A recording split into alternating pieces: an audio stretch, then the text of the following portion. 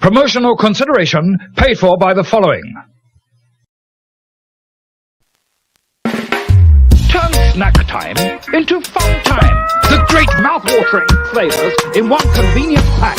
Great taste and hard to resist. All natural flavored, mouth-watering, new great tasting. The new champion curable flavors. Eat. Yeah, man. Take my glory when me creating myself and give Jesus.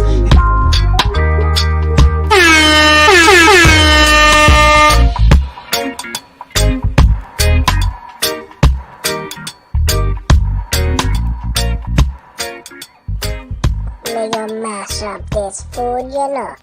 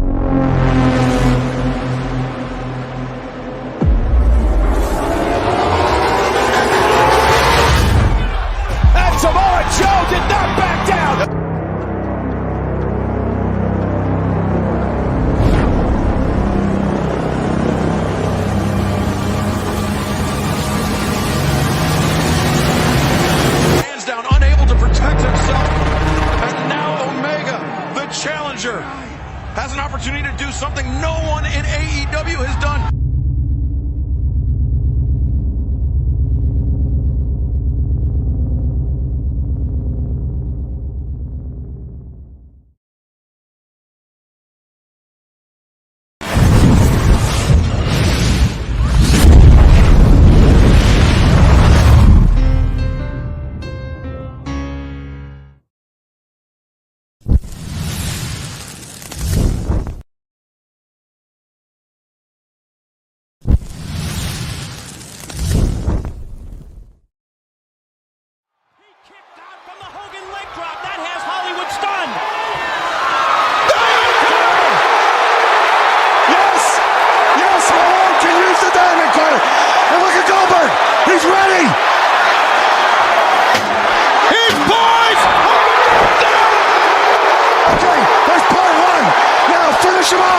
Finish him off! He's calling for it! This is it! This is it! Your career's on the line here! Do it! Do it! This place will erupt when he picks him up! He's got him up! Oh, hell yeah! 1, 2, 3! Thank you! Thank you! We've got a new heavyweight champion! Climb the ladder, kid! Make yourself famous! I just had an out-of-body experience! What did we just see?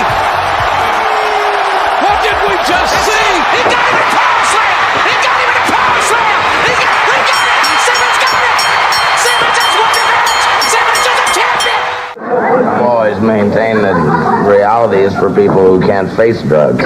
Shit is about to get real.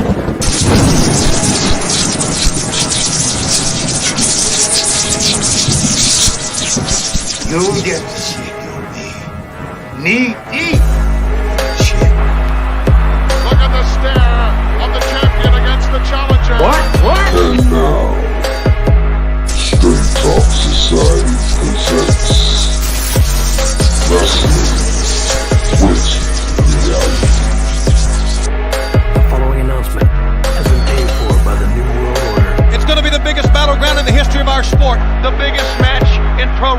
country, the two biggest superstars in our sport, in the biggest event the sport has ever seen. The biggest match in the history of our sport. Trying to run a little scalded dog here. Enough is enough. That's enough. No! Oh, God, that's enough! Stop it! Fail! Listen, where it's tougher than a $2 steak. Who is your daddy? Who's your daddy, Undertaker? Then slam! Choke slam! Who's your daddy, Undertaker? Lucifer's lips are the biggest hogs in the WWE! Somebody stop this! Somebody stop the damn man! Enough's enough! What? The irresistible force meeting the immovable object. Dude, got it real! Woo! WWE Dynamite. Ladies and gentlemen, may I have your attention, please? It's time. Let's rock. I can't do it. We'll do it live. So to escape from reality? We'll do it live! Fuck it! I am reality. Do it live! I'll write it and we'll do it live! Oh, it's live, pal. Let the slaughter begin! It is now time for With reality. I have come here to chew bubblegum and kick ass. Junior, look at this. And I'm all out of bubble. Number one, to be the man, baby! You have to beat the man! Heavyweight champion of the world. The time is now. Reality has become the present, and the final lesson of the pain game has begun. Have you ever heard a joke like that in your life? You are gonna wrestle my ass for the world title. You will have to kill me to keep me from killing you. Woo! The 90s have been referred to as the reckoning with truth. In the 80s, everything was clouded. Nobody ever told the truth. In the 90s, the way to go is flat out. Tell no lies. That's the way we're gonna do it. When you hear something from our lips, truth it may be, and as much as it may hurt, you can count on it being exactly the way that it is. We want the gold, sucker! Hulk Hogan, we coming for you, nigga!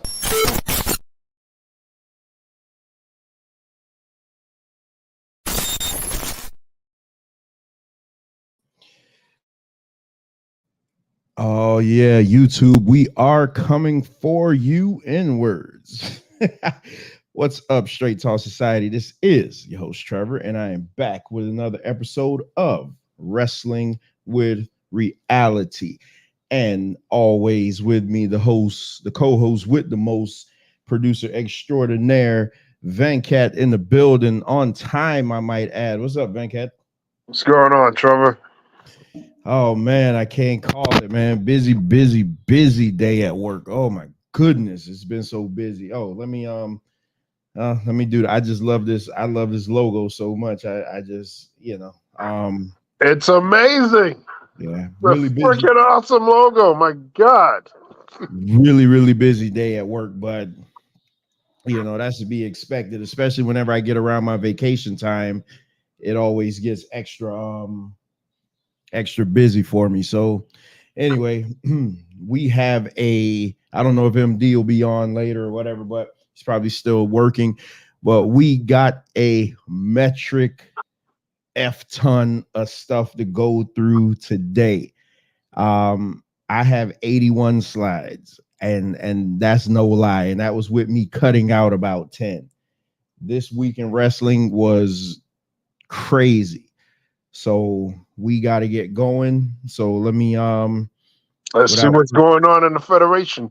Yeah, without further ado, let's get to business. Let's see what's going on in the world of wrestling. And you guys know we always start out, because I love it, with the ratings. So let's check out the ratings for this week. All right, here we go. So y'all see the ratings on the screen, and I will just run through them because there are a couple little notes going on behind them. So let's start with AEW. And when I'm doing these ratings, I'm just doing it from which show came on first. So from last week to now. So last week's episode of AEW Dynamite. AEW Dynamite ratings were back over 900,000 viewers, and this comes from the Wrestling Observer. So they did really good. Wednesday night's episode of AEW Dynamite averaged 901,000 viewers on TBS, up 48% from last week. You know what I just noticed? It hasn't been on TNT for a while. Because baseball.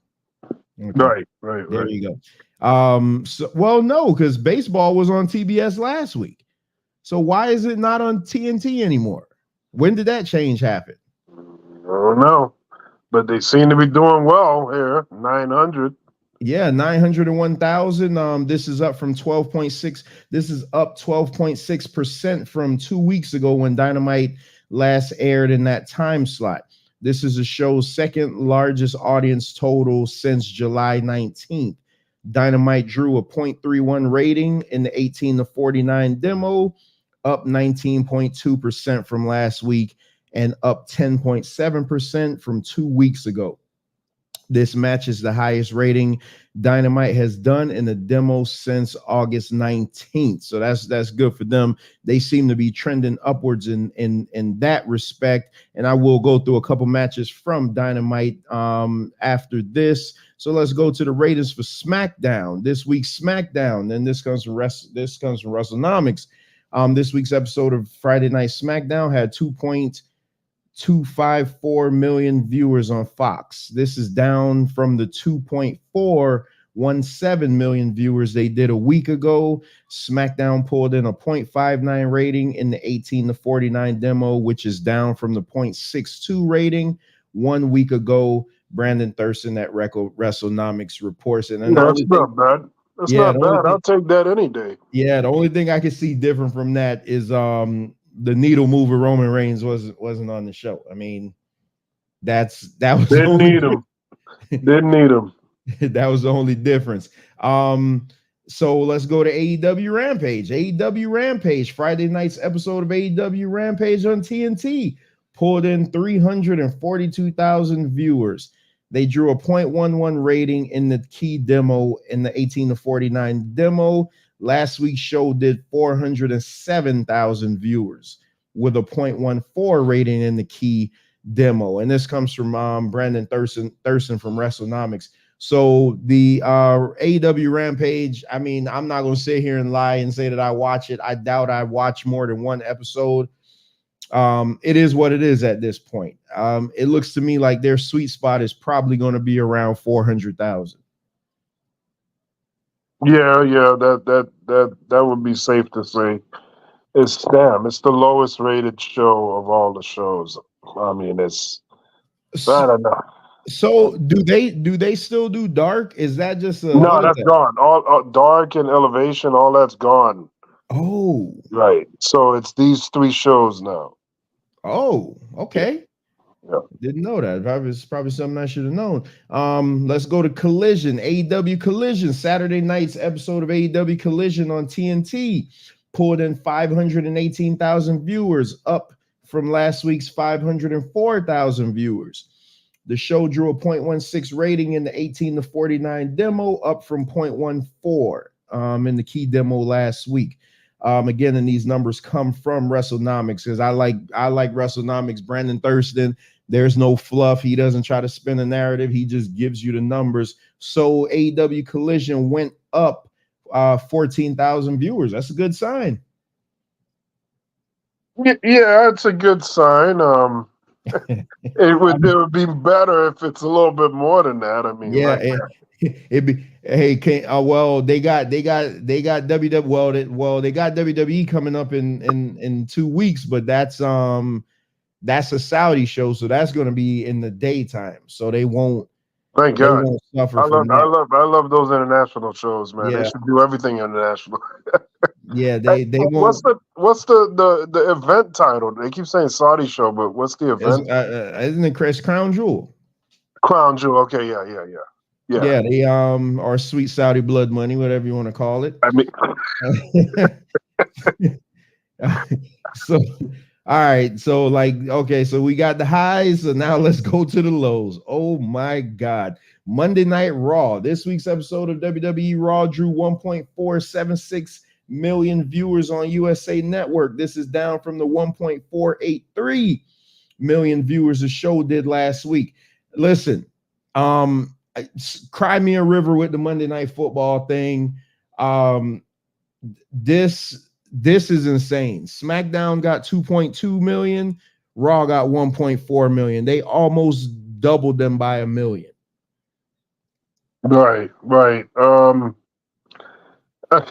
I mean, last week we were talking about how I was saying how strange it is that SmackDown is pretty much the king between the two shows, where it should be reversed, or at least in my mind, I feel it should be. It's just a strange phenomenon. I don't know.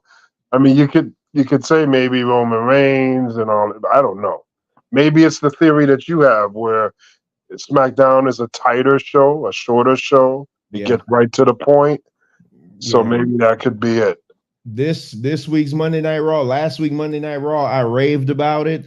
This week's Monday Night Raw was a hard ass to watch. Like it was a hard, man, it was hard to watch, and you felt every hour of those 3 hours. Like it drug. Last week you were like, damn, man, we could have done with another 10 minutes. This week it was like, man, can y'all shave off like 60 minutes off the show? the 3 hours is killing them. And I don't have much from Raw, so let me just give my quick thought on Raw before we go on to the NXT. Well, they're having a pay-per-view every week. The 3 hours is a pay-per-view. Yeah. At least, I mean, my God. But the problem is you got 3 hours with a bunch of filler. Okay, so I will say this. On this show, they made a concerted effort to get the women involved. I think somebody counted 15 women on this show. Now, I'm not saying that's a good thing, but in past, you only saw 1 or 2 women on the roster each show. This show had like 15 women on the show. No, that's scary because you're saying that this show was no good. And if they made an effort to beef up the women in it, and the show if you never have them on TV, how could they develop in because they need their own show, though. I mean, this is an obvious statement. They needed their own show at least 5 years ago. Yeah, we agree on that. Yeah. There's a show that comes on Saturday morning. I don't get to watch it all the time, but whenever I do, it's fantastic. It's an hour long. It's called Wow, like Women in Wrestling. Oh, yeah. Man, nice, just a tight show. And they get in and they get out. I think the women's division would serve really good with a show like that. Like, because they don't have an opportunity to build their stories. So that's why people aren't especially if you're not like a top tier woman in the company, you're screwed. So if you're not Rhea, Charlotte, or Becky, or right, you are screwed. Because nobody knows you, and the ones that do know you don't care about you. Because you have no opportunity to really bring anything out. And that's not fair. Just give them an hour show, on USA or whatever, whatever time they could put, or just stream it live on Peacock. Make it some kind of interesting thing. Why not give them the main event slot? Right. They tape main event before Raw. Why not let that be the women's show? Yeah. And just get rid of main event. It's long overdue, man. Especially with them. It was different back in the Divas time where they was only giving them like a minute on TV and stuff like that. But now that they're actually putting titles on them and giving them, their own Royal Rumble. They got their own Royal Rumble. Yeah, they got their own main event in WrestleMania. They should have their own show. Games. They got their own every damn thing. Yeah. They need their own show. They legit need their own show. Because so I think it was the main event. No, it wasn't the main event, but I guess like the co-main of the night, you had Becky Lynch versus Indy Hartwell. Turned out to be a really good match. The problem is nobody knew who the hell Indy Hartwell was. Right. So she eventually had to win them over. I knew Indy Hartwell because I watch NXT. And you know, I loved Indy Hartwell when she was with the Way and everything. But she came out just as cold as ice. She comes out and the fans are looking like, who the hell is this chick? You know what I mean? And that's what I see when you have all these women come out. I see Triple H is making an effort to get, you could tell Vince didn't got nothing to do with this show because the people that was spotlighted on this show, man, Vince McMahon would have had a heart attack seeing all those NXT talent and seeing Ricochet in a spot where he wasn't looking like an idiot. And you know, you got DIY in a big spot. Like, man, Vince McMahon would have had a fit. So Triple H is making the effort to get these guys over, but more specifically the women. Yeah, you're right. They absolutely need their own show. And I'm not saying that they get their own show. Let's just start off with an hour and see where it goes.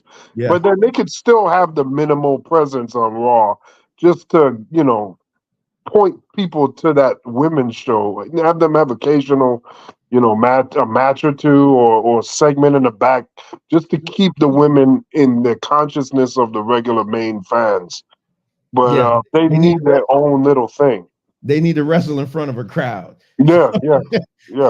Jim Ross is big on that because Jim Ross will tell you, hey, you can wrestle in front of a little studio audience, but you need to go out there and wrestle in front of a crowd to see how to call matches and how you know, that's the only way you can get over. So yeah, I got zero disagreement with that. Like, that is a necessity at this point with all the women they have on the roster. And the last rating is the NXT rating. So this one really shocked me. NXT this week did 787,000 viewers. So their average is like 600,000. So this is well above average, but this is down from the 798,000 that they did. So it's 10,000 down from last week. But what really surprises me, so the show did a 0.21 rating in the key demo, down from last week's 0.23.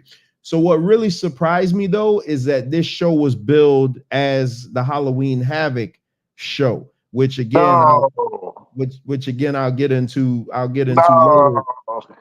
I thought it was like a premium live event. No, it was last night.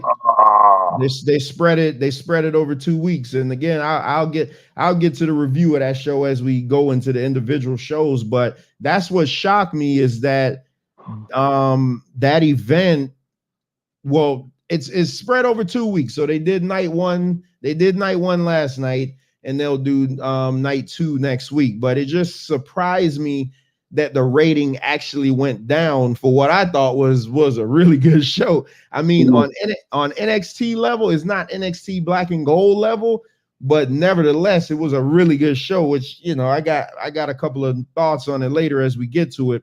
So that was the ratings for the week. So everybody just sees kind of where wrestling is as a whole. I mean, with the major companies, I'm not going to break down MLW and, you know, things like that, even though I do have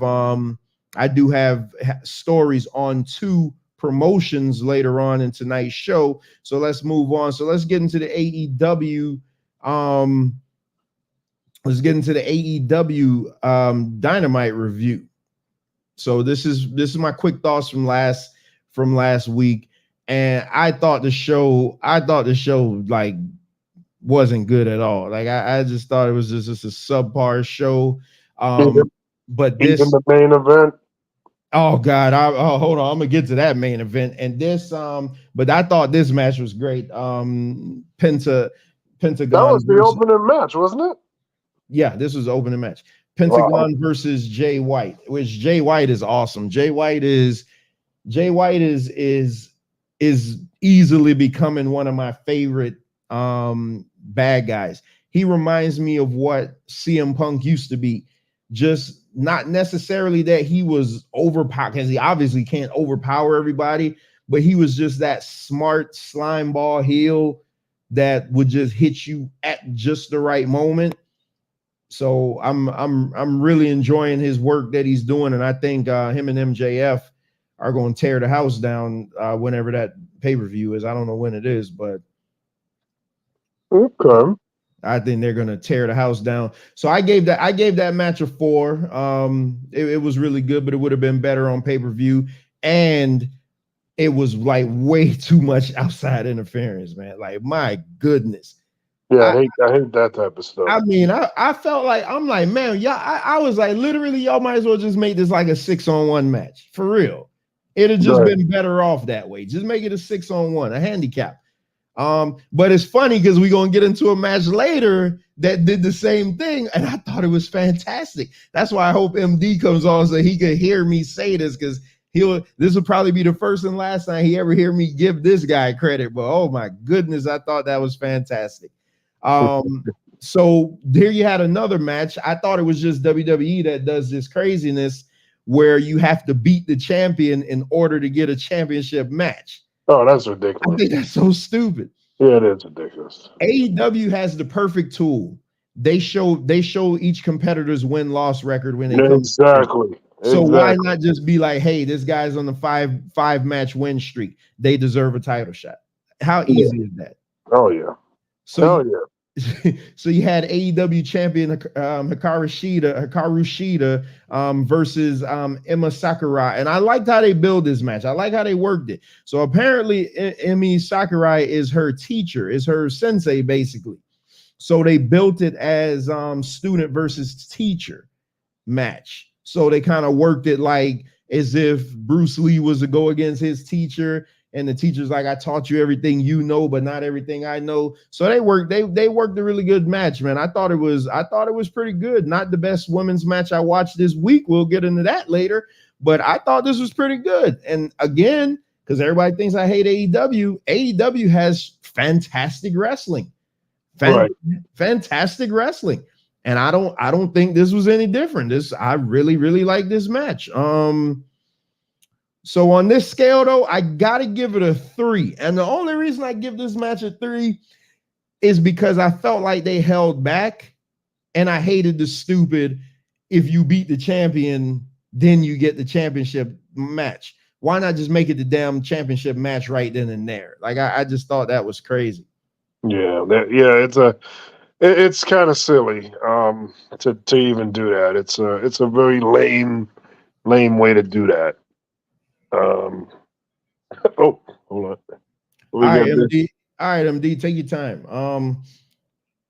So in the main event of the night, so I thought this sucked. Did you watch this? I thought this was terrible. No, I only saw highlights of this. So they got the Dynamite Dozen Battle Royal. The winner of this match gets to face MJF next week. Well, I guess tonight, for the Dynamite Diamond Ring. So you got stakes involved. So I like that. I'm always good for stakes. Yeah, so but why am I fighting MJF for a stupid ring? I want the title. I don't know. I wish I knew the story behind the ring, but I don't. So here's the participants of this match: Matt Sydal, the former Evan Bourne, Johnny TV, the former Johnny Nitro, Matt Hardy, Commander, Trent Beretta, Jeff Hardy, Matt Menard, Dustin Rhodes, Daniel Garcia, Max Caster, Juice Robinson, and Jake Hager. So Juice Robinson ended up winning the match. Here's the problem. Mm-hmm. All those guys in that match are tag team wrestlers. Why? On a show that I am screaming to get Miro on TV, on a show that I am screaming to get Malachi Black. Well, he finally made his return. I'm screaming to get Andrade on the TV. I want to see more Powerhouse Hobbs. I want to see more of these guys develop. These guys. Keith Lee. Why wasn't Keith Lee in this? Yep. Like this, they literally filled this match with a bunch of bum tag team wrestlers. Dustin Rhodes, hey, I love the Goldust character, and I hope we could do that Goldust show at some point. But the wrestling news has just been way too much, so it's hard to do. It's hard to do show specific type shows, but man, this was infuriating. And Juice Robinson, I mean, God bless him, he's smashing Tony Storm, so I'm not gonna hate on him, but my goodness, he's annoying. I cannot bro, I cannot stand his stupid face. I can't stand his character, that voice. My goodness, I can't wait for Jay White to turn on him. He is like he is so annoying, but he ended up winning. So he's gonna face MJF. He's gonna face MJF next week for the Dynamite Diamond Ring. Well, tonight for the Dynamite Diamond Ring. I'm not gonna lie, I don't know the backstory of that. Bones will probably tell me what that actually. But I don't care what backstory there is, right? This guy's currently the tag team champ and the world champ, and I'm getting a shot at his ring. I don't care what you can't tell me anything in a backstory that will make any sense. The only saving grace, because I know this is how they're gonna work it in, is that he's with Jay White. So the story going in is probably that he's gonna soften MJF. You know the tried and true story of wrestling. Soften up your partner's opponent for him. So you mean like Scott Hall before he had to Scott Hall before Hogan? Yeah. So you got to run through Scott Hall and Kevin Nash, Big Show before you get to the final boss. So I don't know. But that match was a dud for me. I get that match a 2. They could have made that a lot more exciting. You got a battle royal. Battle royals are supposed to be like special events. Right. It sucked. Yeah, I mean, here's an opportunity. And like you said, all these guys are on the shelf. Here's an opportunity to get them in action, let them be seen, let them be, you never know what they could come up with. And then from there, it could generate something real special. But now we're going with stale booking. We got guys that aren't really, it wouldn't even matter. All these tag team wrestlers, it wouldn't even matter who won. And then next week, they're going to have that match. And I mean, what? He's going to beat him? The stakes that are there are not interesting. Because God forbid we get a Keith Lee versus MJF match. Right. Do something more dynamic. Like that wouldn't be the greatest thing on TV for the week. I know. I mean, my goodness, man. Keith Lee. Well, yeah, to see Keith Lee go head up with Miro or Powerhouse Hobbs, like having a moment in that battle war. That's a moment they didn't get. Yeah, I thought it was a wasted moment. I ain't trying to be the guy that's going to take a crap on it, but I just thought like Juice Robinson, I know exactly what they're going to say. They're going to be like, oh, he's just trying to soften them up for Jay White, blah, blah, blah, blah, blah. Give me a special moment. So let's move on to Friday Night SmackDown. Oh man. So SmackDown opened up with Paul Heyman and LA Knight because God forbid Roman Reigns show up for work 2 weeks in a row. So it opens up. So next week they're going to do a contract signing which is stupid because the match has already been signed. So you can't do the contract signing. You shouldn't do the contract signing before the match was signed. That doesn't make any sense, but the match is already signed, but whatever. So and here you go. So at Crown Jewel, you're going to have Roman Reigns versus LA Knight for the undisputed WWE Universe. Okay, so now it's back to being called WWE. It was just the undisputed Universal Champion. Yeah, I figured. They don't know what the hell they want to do with this. So that match is signed.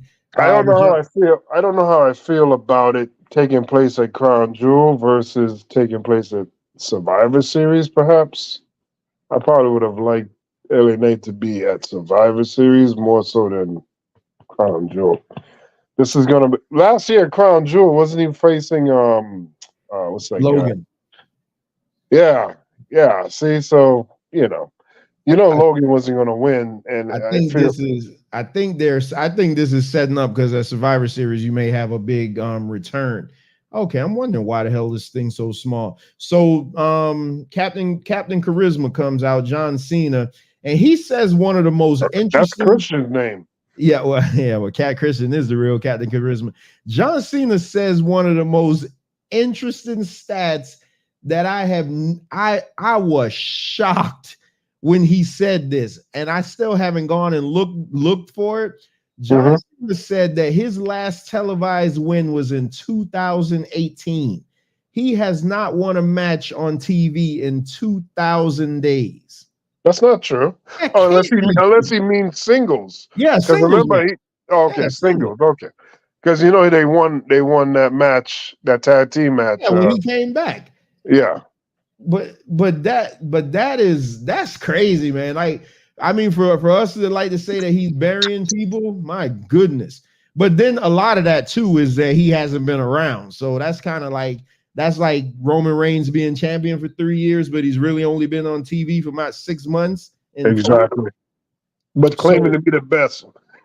As John Cena is being announced as the greatest of all time. I don't know what the hell that's about. I don't know why people that are doing the least are claiming to be the best. I don't know why they're doing that. So Cena issues an open challenge and Solo answers. So they start throwing blows. Jimmy Uso comes to the ring and misses this super kick by a mile. Please tell me I have this. Oh man, yeah. So you see where that was the super kick. It wasn't him pulling back. That was the kick. Wow. And John Cena sold that like he got shot with a gun. Wow. That was the kick.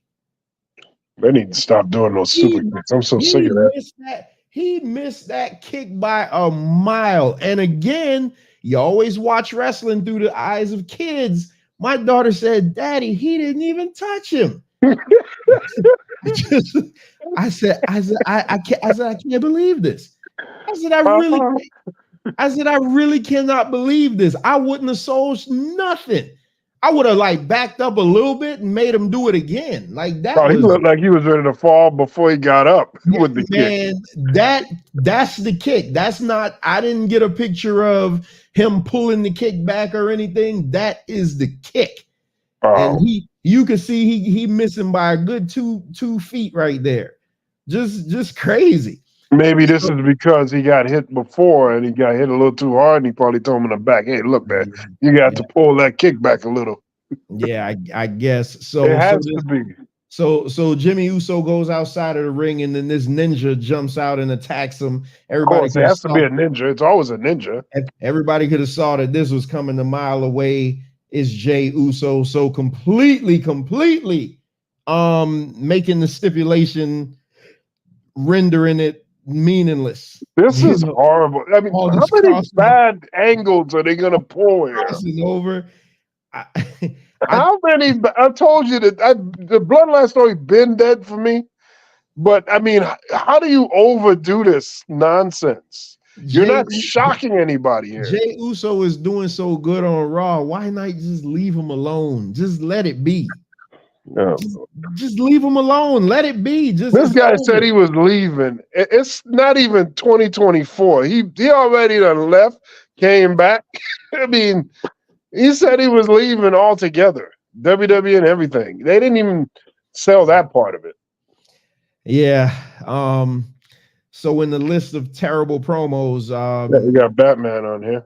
Rey Mysterio and Logan Paul had a face-to-face, just agreeing on their match for the. That really looked like. I mean, his mask looked like Batman mask. I don't know what that. Yeah, Rey Mysterio be having those dope ass masks. I have a mask. I have a Rey Mysterio mask sitting in my shopping cart. On WWE shopping. Yeah, it's an all black one. It's like all black, so my beard will be able to hang out at the bottom. Because that's the thing about the mask. I didn't want to get one that'll push it up. Yeah, so is one that'll let it hang out the bottom. But yeah, this was meaningless. This was just them setting up their match at Crown Jewel, and which Crown Jewel is on the 4th. So I wholeheartedly believe we'll be doing the review we'll do the preview show next week, but I wholeheartedly believe Logan Paul is going to win this. I absolutely want him to win this. I hope he wins. Yeah, he's going to win this. What's up, MD? Peace. What's up, y'all? What's happening? Nothing. All right. So they set this match up. All right. So next match, this SmackDown show wasn't, it wasn't filled with a bunch of stuff like last week. But you did have the women's title match, which main evented the show. Io Sky versus Charlotte Flair. And let me tell you, this match humped. This was pretty good. Still wasn't the best women's match I saw all week, but this was pretty damn good. So you see the difference between having 3 of them in there versus a one-on-one. And I knew you were going to say that, and I'm glad you said that. They need to stay off of the triple threats for a while. After watching this match, you see how great you work a match. Even though Charlotte is so miscast being a face, it's like, even at the end of the match, what happened is like, bruh, Charlotte needs to be the bad guy. Like, she has to be. Charlotte should never be a heel, especially a face, especially when you're wrestling somebody so much smaller than you, which is why I think why they have Damage Control out there so much. But yeah, this match was fantastic. I didn't want to take anything away from it. This match was really good. Io got to show off her moves. Charlotte got to be Charlotte. Just phenomenal. Charlotte hitting a damn Samoan drop from the top rope. Like it was just a great match, man. Charlotte with a deadlift, German suplex. Like she's awesome. Like she is her dad. Like she that I don't know how that could be genetic, but she is her dad. She is awesome. And the finish of the match was good. So Damage Control got involved. Charlotte fought them off. Then Dakota threw Io the belt, and Io did the Bret Hart versus Goldberg move. Charlotte went for the spear and then just dropped because Io had the belt tucked away in her midsection. So Charlotte speared the belt. Perfect spot. That was the Bret Hart Goldberg from Canada, from WCW Nitro in Canada. That was that all over again. Io gets the 1, 2, 3. They start jumping on Io. They start jumping on Charlotte, beating her up. Oh, first of all, before we get to the ending, though, I give that match a 4 only because it had commercials. If it was a pay-per-view match and you gave them like 20 straight minutes, it would have been like phenomenal. But I give it a 4 just because of the commercial breaks. That seemed kind of unfair, Trevor. I mean, I get the commercials, and then hold on, you want to take that down because then they beaten up on Charlotte Flair, and then the return of the most gorgeous woman in wrestling, Bianca Belair, comes to make the save. So I knew she was coming back, but I didn't think she was coming back to save Charlotte. I thought she was coming back to join the Hurt Business 2.0, but I mean, we still could be getting that later. So Bianca comes to make the save. Bianca said, y'all keep talking about Jade. I'm still the finest. So there you go. Nah, I made that up. I know. There's no way she said that. But even when she went to go help Charlotte up, it just looks so awkward, man. Charlotte doesn't need to be Charlotte needs to be like Rhea Ripley, even though you don't know what Rhea Ripley is either. But you know, all this could do is set up that honored tradition of Ric Flair being good, and then he partners with Sting. Yeah. And then he screws Sting over for the 100th time. Yeah. That's all this is. That Charlotte could do that. And that would be funny as hell. He lowered a blow on him, and that was a tremendous because the whole time Sting was like, if you screw me, and we're sitting at home like, come on, bro, you know he won't screw me. If he said, if you screw me, if you double cross me, you're gonna have hell to pay. And Ric Flair came in, what gave it away was Ric Flair wrestling in slacks. That gave it away right then and there. He did the tag, and then Flair did the woo, and then he hit right dropped the boom on his ass. That was one of the best moments ever. So, AEW Collision. Let's get into Collision from this. Here go another humper. Man, hey, that's what I'll tell you. AEW got some bangers, man. In the opening match, you had Andrade versus Bryan Danielson. This match went about 20 good minutes, and boy, was this a doozy. I mean, and shout out to Daniel Bryan with the braids. I just noticed that. I don't know why I just noticed it now. So Brian did get the win, and what I liked about it, he didn't get a spectacular win. It was, I think it was like a cradle, inside cradle. It was one of them type of roll up wins. Brian got the win. Andrade, I'm glad to see Andrade on TV. What bothered me, we're in what month are we in? We're going into November, correct? Yep. And you know how earlier I said AEW shows all the wrestlers' records before they come out? Right. Andrade's record is 4-1 for the year of 2023. Oh my! Are you 4-1? 4-1. So that means 5 matches. 5 matches all year. Well, maybe he wasn't here in January. I'm just going to say that. No, maybe. they didn't have him on TV. I know he was around in January. Yes, well, because the injury was last year, right, MD, or it was this year? Well, he was a part of the last match with Flair, right? It was beginning of the year. He was hurt.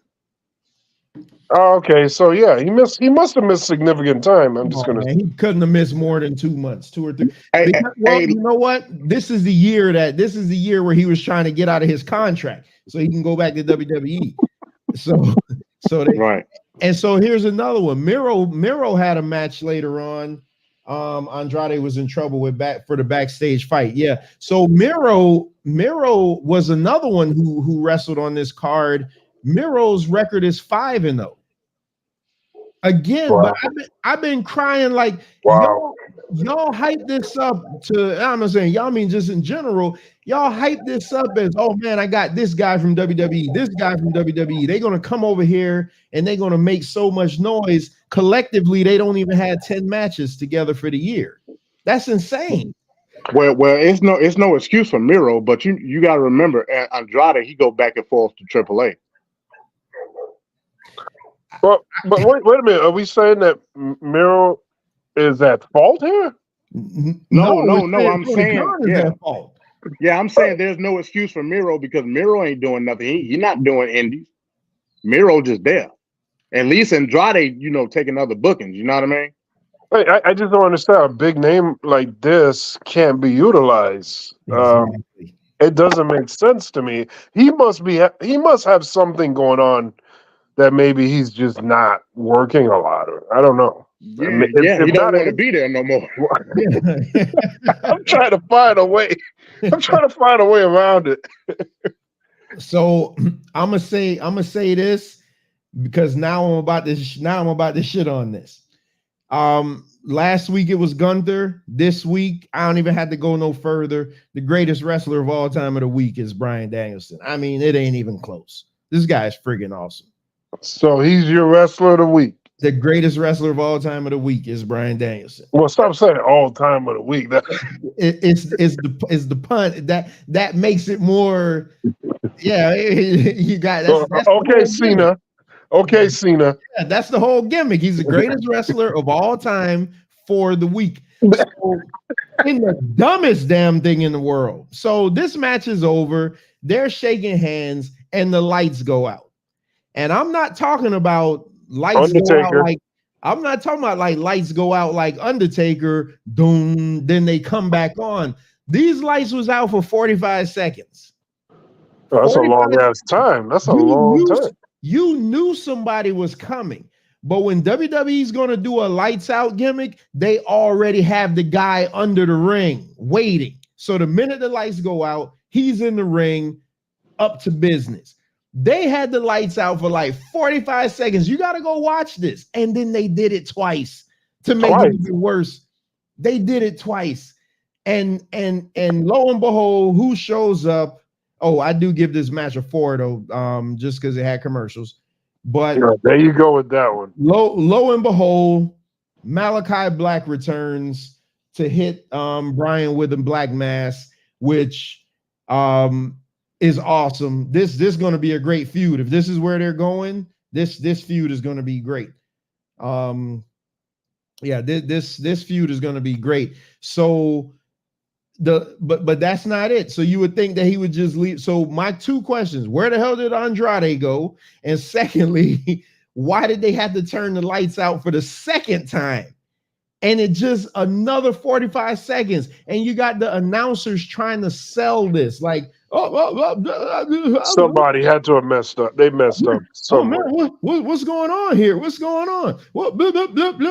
It was ridiculous, but nevertheless, that's going to be a hell of a feud. So I'm glad MD is back up here because I'm about to say something that nobody ever thought that I'd say. Bones. Oh boy. Eddie Kingston versus Jeff Jarrett in a Memphis street fight. This shit was awesome. You hear me? Well, Jeff Jarrett, he has not lost a step. I mean, this suit Eddie Kingston though. I mean, this is the perfect match for Eddie Kingston. MD, this match was great. I'm sitting there and I'm like, man, this is gonna be terrible. Jeff Jarrett comes out with all his entourage. I'm assuming that's his wife. Some really big guy and some other guy. So he comes out with his entourage, and Eddie Kingston comes out with his Eli Manning jersey on, his Timberland boots, just as out of shape as ever. Every time. Just being a big beefy son of a bitch, like so with extra sauce on the side. The whole gimmick of this match is Jeff Jarrett against Eddie Kingston. If Jeff Jarrett wins, then what's the guy that does the Ric Flair and things? Jay White. Jay Lethal. Yeah, Jay Lethal gets a Ring of Honor title shot or whatever belt. He's a Ring of Honor heavyweight champion. So that's a open weight champ. Open weight champ. What the hell is that? What? No, he's the ROH champion and he the New Japan strong champion. I think. Okay. Well, shouldn't why does Samoa Joe have their TV title? Shouldn't Samoa Joe be like the Ring of Honor champion? Well, he's the TV champion. I mean, I'm just saying he should be higher than a TV champion, shouldn't he be? Well, everybody loved Eddie Kingston, man. Everybody loved Eddie Kingston. Oh Lord, he's over. He's over. Okay, so that's Karen. Okay, that's Karen Angle. Okay. Yeah. I was wondering who got who in that deal. I know they were beefing with one another over the wife, but this match was great, man. Like just a straight up Jeff Jarrett. I take back whatever I said about you being the old guy coming back. If this is the type of stuff, this is the older wrestlers. I don't know what's up with you, Trevor. If this is the type of stuff you're gonna do, fine, because Jeff Jarrett still could work. He still could work, man, and he's in great shape. This match was great, man. I mean, like Eddie Kingston, they busted them all up, and it was just great. It was what 1, 2, 3, 4. It was like 5-on-1 again, but the match was great. And it's a street fight, so it's okay if it's 5-on-1. So the one thing that I hated about it, they were down in the aisle and they had a concession table set up. Friggin' Eddie Kingston takes ketchup and mustard and spraying it on Jarrett, and Jarrett's selling it like he got shot with a gun. The illogical nature of professional wrestling. I mean, at least shoot him in the eyes or something. Just I was like, man, I gave this match a 4 though. Like this was. I mean, it wasn't no technical masterpiece because of what it was, but this was great. It wasn't as good as that Wembley brawl that they had. I don't think that's going to be topped for a street fight that I've seen on any promotion. But that shit was great. So in the main event, this was another great match again, because everybody says that I don't like AEW. I think the problem is I don't have time to watch all this wrestling. I had to watch all this stuff now because I'm doing this slide presentations. I had to go through and check stuff out. This match was really good. Ricky Starks and Big Bill versus Wheeler Yuta and Claudio. This was a really good match. Ricky Starks and Big Bill did retain, and then it ended up for the second week a show closing brawl. This was another 4 match. I thought this was really good. It was a really good. You're giving out 4s like food stamps. What's going on here? Claudio, because I love good wrestling and logical stuff. They didn't do anything that was insulting my intelligence. Put it that way. Okay. I love good wrestling, and everybody knows Cesaro is like one of my favorites. So anytime I can watch a Cesaro match, you know, I'm all in. So he still feel like a secondary character to me. Yeah. He's not a he's not a main eventer there. Like he left WWE because they let his damn contract expire and didn't renew it. But he left WWE just because he was never going to get past the mid card. But now it's like big fish, small pond, and even in the small pond, they stuck him on Ring of Honor. So, you know. Do you say they don't see his value? I think they see his value, but he's not superstar material. I mean, I don't think there's a wrestler better than him right now. I mean, I don't like when other people are writing other people's book. Like So he should have the opportunity to. well, I mean, he's getting up there, but yeah, I agree, Bones. Please change Big Bill's name. I mean, Big Bill. So okay, so I forgot they did have like a show closing brawl where the BBC and everybody came down. Is that what they call BBC? But BCC. BCC. So they came to the ring. The FTR came back to the ring. It was just a big melee, and then all of a sudden, the worst wrestler in the world, you hear that wild thing, and he comes down to the ring throwing his shitty punches. The return of Jon Moxley. So that's your favorite. So there you go, all you Jon Moxley lovers. So let's get he loved him so much you didn't even put him on the slide. Yeah. So Monday Night Raw. Like I said, I touched on Monday Night Raw earlier. They had 15 women on the show. First time ever they had that many women spotlighted on the Monday Night Raw. I thought this show was just to get new people's face out. It wasn't anything spectacular on it. So my only note from Monday Night Raw, which pissed me off that they didn't have him on the show, but my wrestler of the year so far, and I think only Brian will probably be the only person that could even come close to unseating him. The greatest Intercontinental champ of all time, Gunther, surpassed 500 days as IC champ. That is the one note from Raw that I did want to relay. So oh man, see, we got one more. Gunther, is he on the Crown Jewel show? We don't know yet. I hate when they do that. They wait till the last minute. The show is Saturday. They only got 3 matches signed so far. Oh my God! So wait a minute. Is this Saturday or next Saturday? When is the 4th? Should be next Saturday. Okay, next Saturday. Yeah. All right. So Gunther 500 days as champion. Last night we had NXT Halloween Havoc, which again I thought was a really good show. I mean, it wasn't the best NXT pay-per-view special that I've seen. I'm shocked that the rating was so low. All things considered, it smashed their average, but I thought it would have been more up closer to like 800,000. You can't have Halloween Havoc at just a regular ass NXT. Like, how do you do that? Yep, that's insane. MD, they've been doing it for the past 3 years though. But that don't make it right. You know? I agree. I mean, I could drive on my feet. That don't make it right either. Because Vince McMahon never liked the name. That's what it was. How is that? Because it's Vince McMahon. That's why. That's why. Man, they need to have the stage. They need Halloween Havoc need to be a premium live event for NXT. Period. They got to do that right, man. With that I don't like pumpkin that in the background. Yeah, they got to do it right, man. Yeah.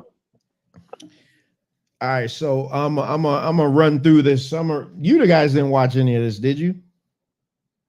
I watched the NXT women's match. I watched that. Okay, so we'll definitely, because I definitely want to touch on that. So I'm gonna just run through this real quick, just because. And I watched that Roxanne Perez match too. Yeah. So you had Roxanne Perez versus Kiana. What's her name? Kiana Jordan James or something like that. Kiana James, yeah. Kiana James in the opening match. It was like a street fight. That's a good match. That's a really good match. Yeah. Roxanne Perez won that. And another match. So, what would you rate the match? I didn't do match ratings for this, man, just because we got so much other stuff to get to. I'm gonna just rate this card overall. Okay.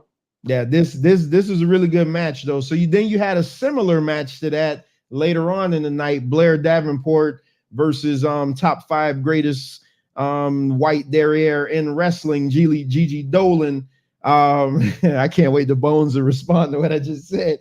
Gigi Dolan, another good match. Wasn't as good as this one though. In a lights out match, Blair Davenport won that match.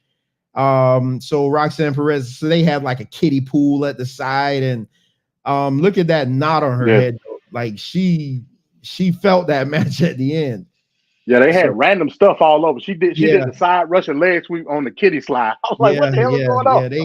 They beat the hell out of each other. Like they put in some work in that. That's why a match like that, even if I didn't like it, I'd be like, man, it's hard to say anything bad about it because they put in so much effort. But the match was pretty good though.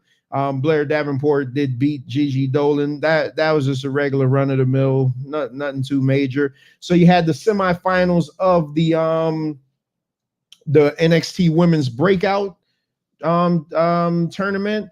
So you had Lola Vice, that's this Latina woman on the left, versus I forget this name. She's like a Russian name, Amanda Preska, something crazy like that. All you need to know is Lola Vice won that match. Then you had Kiana Jordan? Kalani Jordan, yeah. She's gonna win. She's gonna win. Kalani Jordan versus what is her name? I didn't top 3, Trev. Come on, possibly number 1. I knew Bones was gonna say not number 1, Bones. I get at the Tony Storm. Yeah, that Tony Storm all day. Yeah, I get at the Tony Storm, but all day.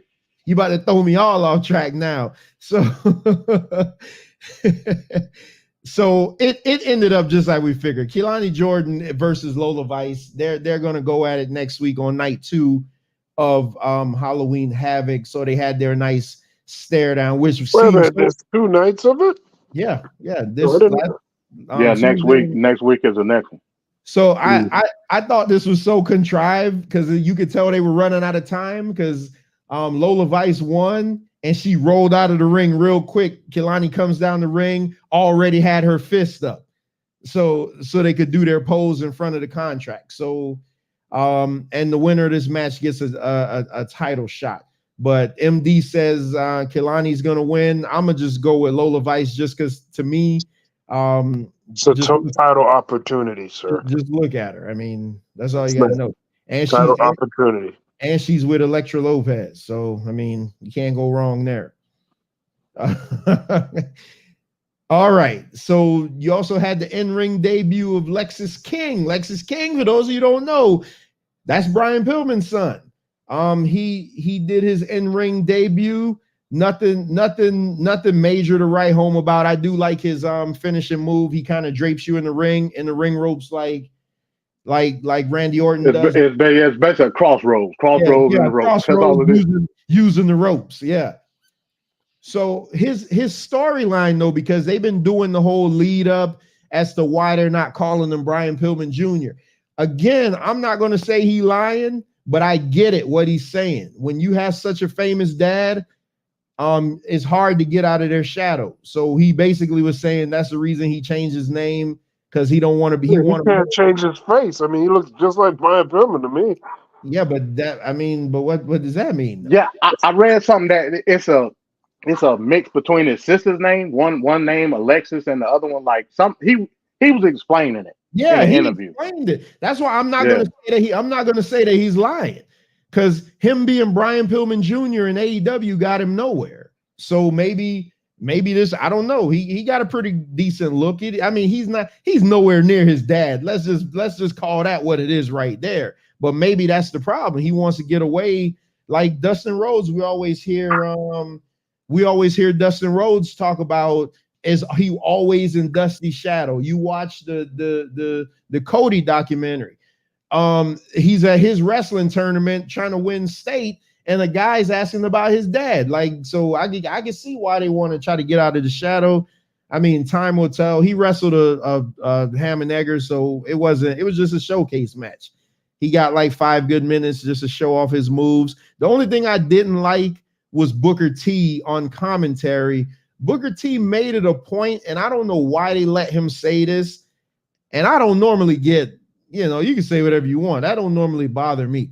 But he said something to the effect of his dad wasn't it, like he had a no good dad. Like, you know what I'm saying? Like, he was disparaging Pillman, like saying he wasn't shit, basically.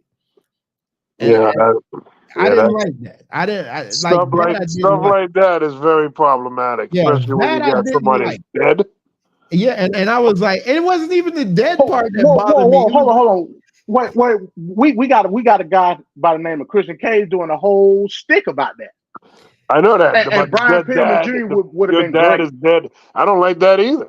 I think they could dig deeper into their bag of tricks. Don't have to be so lazy with it. Christian is flourishing with it. Yeah. Because of people like us that love that type of shit. I don't dig it. So I think this probably was like my least favorite match of the night. You had the family, Tony D'Angelo and Lorenzo Stacks versus Chase U for the NXT tag team titles. This shocked the hell out of me because I did not expect this turnout, this conclusion. But Chase U is now the new NXT tag team champions, and good for them, man, because the bottom line is this: you can't keep being the lovable losers. I mean, Batman said it best. You either die a hero or you live long enough for everybody to see you become a villain. And these guys are like perennial jobbers. Like, they never win. It's just like, if you're going against them, that's a W on your record. And so when they won, I'm like, oh crap! It almost I feel like it caught Booker T off guard too, because Booker T, he's just like me. He's like, man, these guys never win. I was not expecting them to win at all, but they did. And what was interesting, you had JC Jane trying to give Andre Chase her cane to use, and he was telling them like, nah, I don't want to win it like that. So that was an interesting plot twist because JC Jane has been trying to get Thea Hale to come over to her side. Yeah, Bones, I like Chase U, but I just think it's an NXT gimmick. It'll never make it. It'll never make it on the mainstream. Have you ever heard Andre Chase, like when he do his promos, he sound like he reading literally off a teleprompter. So he's terrible to me. Yeah, terrible. This will never work. It'll never work. Never. So yeah, they gonna probably be NXT lifers because that's just not going down. So up until Friday, the baddest woman in wrestling showed up until Bianca Belair came back to reclaim her trophy, just to show us, be like, hey, don't forget about me. So before the main event, they walked Jade out. They had this throne sitting up there, and she walks out, and all her majesty and glory, she just stands there so you could get her from every angle. She did her pose so you can see them guns, and then that was it. That's ridiculous, man. She hasn't wrestled one match yet. And she's doing this. I don't think she's gonna wrestle. I don't think you're gonna see her to the Royal Rumble. Oh my God. Like, this is ridiculous. I'll be honest. The more and more, no, I was gonna say the more and more I see her doing these NXT things, the more and more I think she's going to NXT now.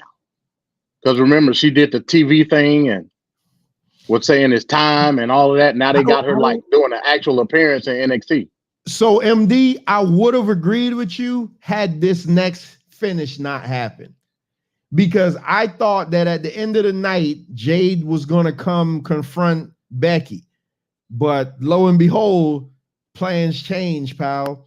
So apparently this is a great big feud. You got two Irish born people, first time ever, two Irish born people wrestling for a NXT women's title. I mean, NXT ain't been around that long, so I mean, yeah, it was law of averages there. But I like how they had it set up. Like they had the cameras over in Ireland and things like that.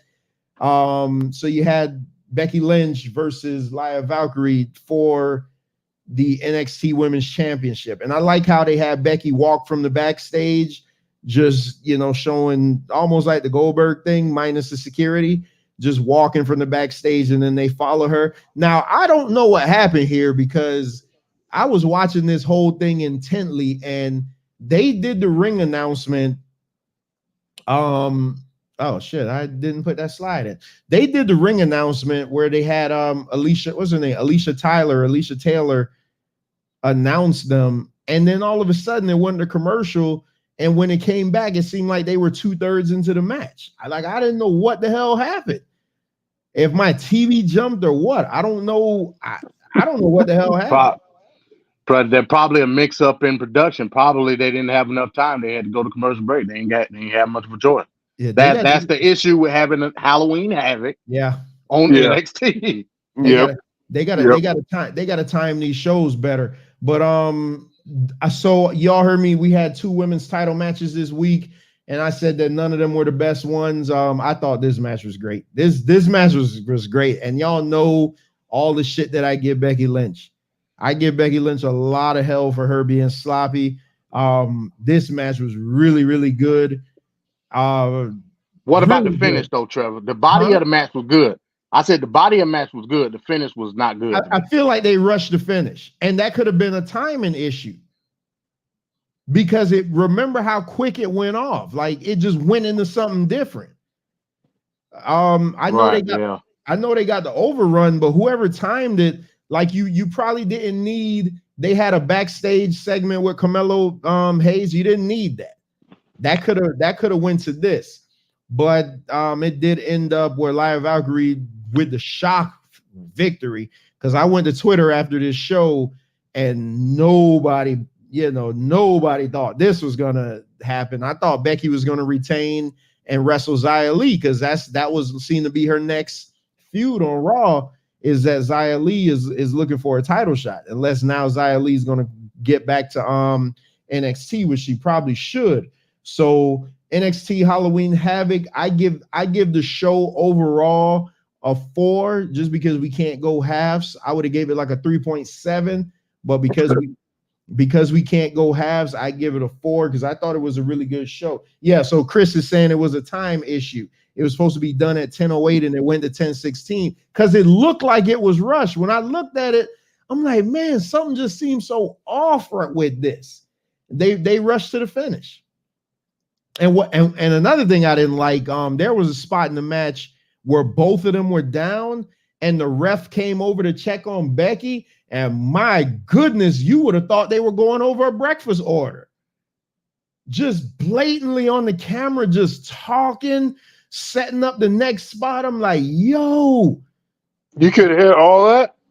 Well, no, you couldn't hear what they were saying, but you could see it. Oh. You could clearly see her telling the ref, like, hey, I'm going to do this next. Go over and tell her this. Wow. Because right when he left her, he went over to Lia. And I'm like, well, that's why she's in NXT. That's the real. She ain't there to bring no ratings up. She there to get her game together. With her counting steps ass. You can't be a 10, 15-year vet doing stuff like this. It's like John Cena. John Cena calls his spot so loud. Man. But he's the greatest of all time, Trevor. Hey, I didn't say that. You said that, pal, not me. All right, so that was the reviews of wrestling for this week. So now let's get into some headline stories, and I'm gonna slide 58, and we got about 20 more to go, and we'll be done. Hey, real quick. I'm glad you brought that up. I watched Bound for Glory. That was a great show. All right, well, after I give this news, then go and give us a quick review of it. So news came out, and this is, where the hell did I get this from? I forget. Wrestling Observer. So this is from the Wrestling Observer. Impact reveals name change. TNA Wrestling to return in 2024. Oh, Lord. So Impact Wrestling is crossing the line back to TNA. At the conclusion of Bound for Glory on Saturday night, Impact Wrestling aired a video revealing that the promotion is changing its name back to TNA Wrestling. It will be the first time since 2017 that the promotion has been known as TNA. The rebrand goes into effect starting with Hard to Kill 2024, which is taking place from the Palms Casino Resort in Las Vegas on January 13th. We still hear the TNA chants wherever we go, Impact Wrestling president Scott D'Amore said in a press release. Fans have longed for TNA Wrestling, so that's what we're bringing back in 2024. TNA Wrestling, we're back. The press release stated that the rebrand will include TNA. This is what I want. So we'll get to this after the Bound for Glory. The press release stated that the rebrand will include TNA running larger, more prestigious venues. Yeah, right. Company officials confirmed that the new year will launch a new look TNA Wrestling that runs from the entrance ramp to turnbuckles in the ring to a larger, more prestigious venues and much more, Impact wrote. So TNA launches as NWA Total Nonstop Action in 2002. The company celebrated its 20th year last year, which is insane. TNA's been in business longer than WCW. So real quick, what y'all think about them saying they're going to run longer, bigger venues? I can't see that. Where to get? Well, I disagree. Remember last month they came out and said that they invested in better production equipment. So maybe that was a hint at them pushing something bigger. You know what I mean? So who gave them the cash? Who gave them the cash? It had to be Anthem. Anthem is investing more money in TNA. I don't know why, but maybe they see a window. Okay. So they're gonna go back to this unmarketable name that can't get sponsors. Because I love TNA. I've always had a problem. And yeah, I'm talking about the brand. I'm not talking about but TNA. Yeah, that was when I loved Impact the most during the TNA day. Yeah, I mean, the wrestling content I'm putting aside. I'm talking about the actual brand and the name, the logo, the image, the color. I tap out on that one. I can't deal with that one. So I don't want to jump the gun to my next story, but so before you get to the Bound for Glory, and we doing great time. So I'm looking at this. I can show you why I don't think they're going to run bigger venues and it's going to work. Look at the better, bigger, profitable company that's by all measures better than them in AEW. And look what they're facing as far as trying to run these big venues. There's your example right there. I mean, hey, capitalism at the end of the day, high risk, high reward. You know what I'm saying? I like I said, Hey, for what it's worth, the crowd was great at that Bound for Glory show. It was great. Filled to the brim in the venue that they had. If you could take anything away from that. Ballpark, what do you think the attendance was? 5, maybe 3,000 if they lucky. 3,000 if they lucky. I'll say 5, maybe 6. I'll go low 5. All right, so and they're trouble with the research. Yeah, I'm about to. Well, let's see. Let's see. What you say, Venkat? 3,000 at best. And what you say, MD? I say a low 5. I know I'm aiming high. I say a low 5. Looks like the price is right. Damn, I just saw it. What the hell happened? All right, go ahead and get a Bound for Glory review. I'm gonna pull this up because I just saw it. I don't know what. Yeah. Real quick. Yeah, I'll go real quick with it. They had the 2,500. 2,500. Okay. Yeah. I was half right. I said 3,000 at best. Well, yeah, 25. But hey, on camera it looked good. On camera it looked, like they were amped. But yeah, so you had to call your shot. Gauntlet match. So They did it kind of different this year. Well, I don't know how they've been doing it in recent years, but they did it. They did it was men and women in the match. So you had like it was a free fall. Like it was men and women. They had what's the trans chick? They had Giselle Shaw. I think that's her name. Giselle Shaw was in there. There's another one. They were actually fighting each other, or you have to get out. Yeah. No. Men and women were fighting each other. There's another trans woman in wrestling. Yeah, Giselle Shaw. You know Scott D'Amore is dating her. Oh, Scott D'Amore came out the closet. Oh, jeez. And I used to like Scott D'Amore with Team Canada and all that. Oh, I said, "Damn, Scott. Well, hey, live your life, man. Be free." That's right. Be free. God. So yeah. Giselle Shaw was in it. Bully Ray, like a hodgepodge of people was in it. Sonny Kiss. I guess he signed with Impact, so he was in it. That was like a surprise entrant. Hodgepodge of people. You had Matt Cardona was in it. Ultimately, what's her name? Jordan Grace. She won it. Jordan Grace looked horrible. I know Jonathan Gresham like, man, this ain't what I signed up for. She looked horrible. Like after them steroids, but she won it.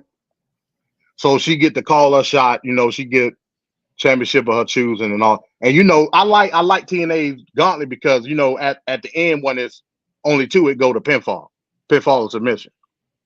So she won it. To me, match of the night. And this goes to the person that I say is the rest of the year. Speedball Mike Bailey versus Will Ospreay. That match was fire.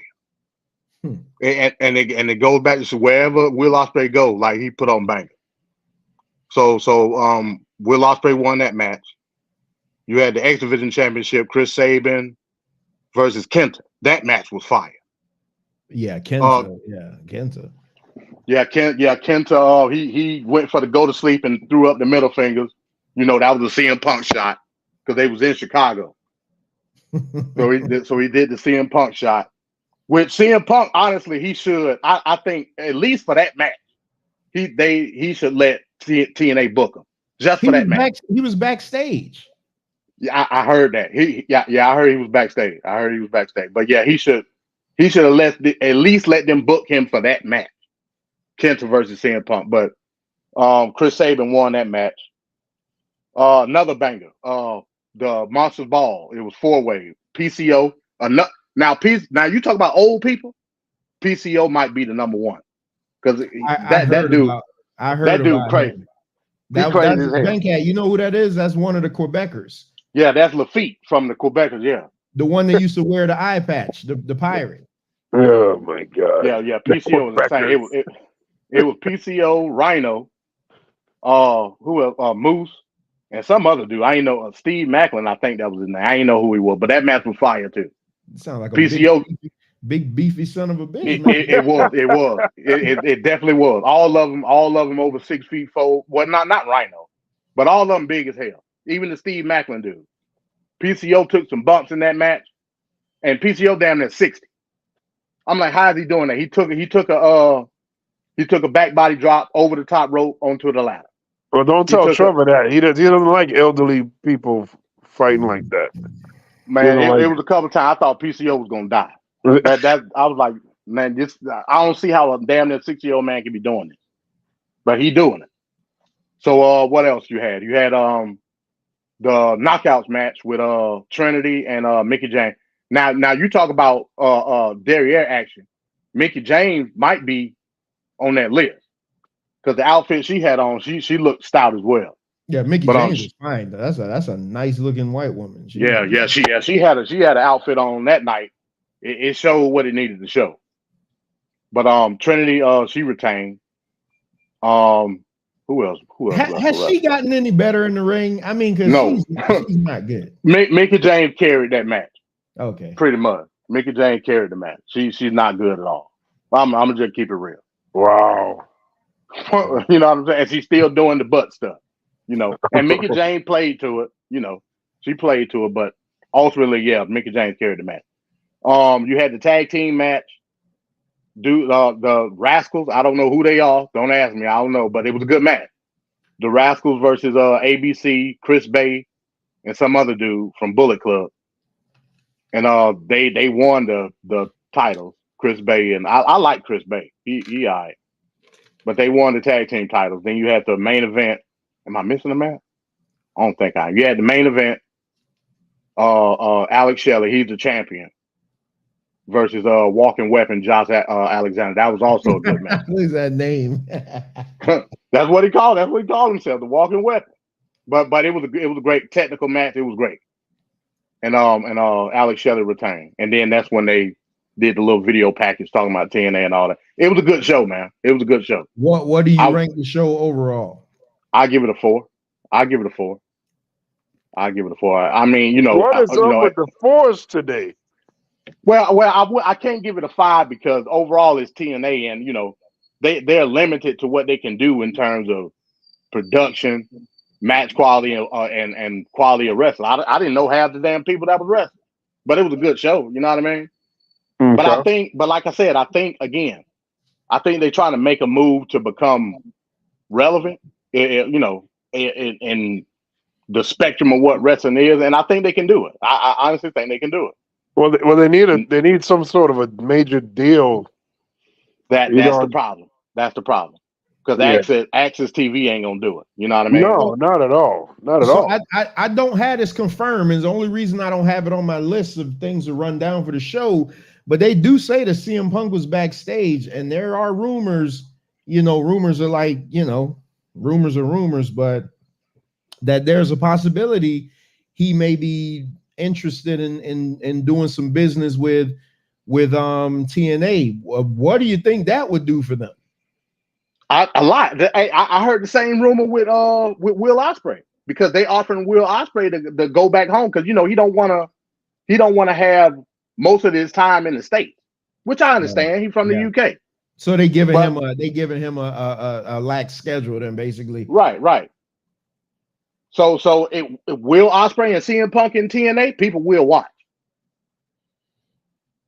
All right, so I got to start. I guess we got to start researching Impact's viewership rate. I don't even know where the hell you can find them. Yeah, it's a channel called. I actually have the channel.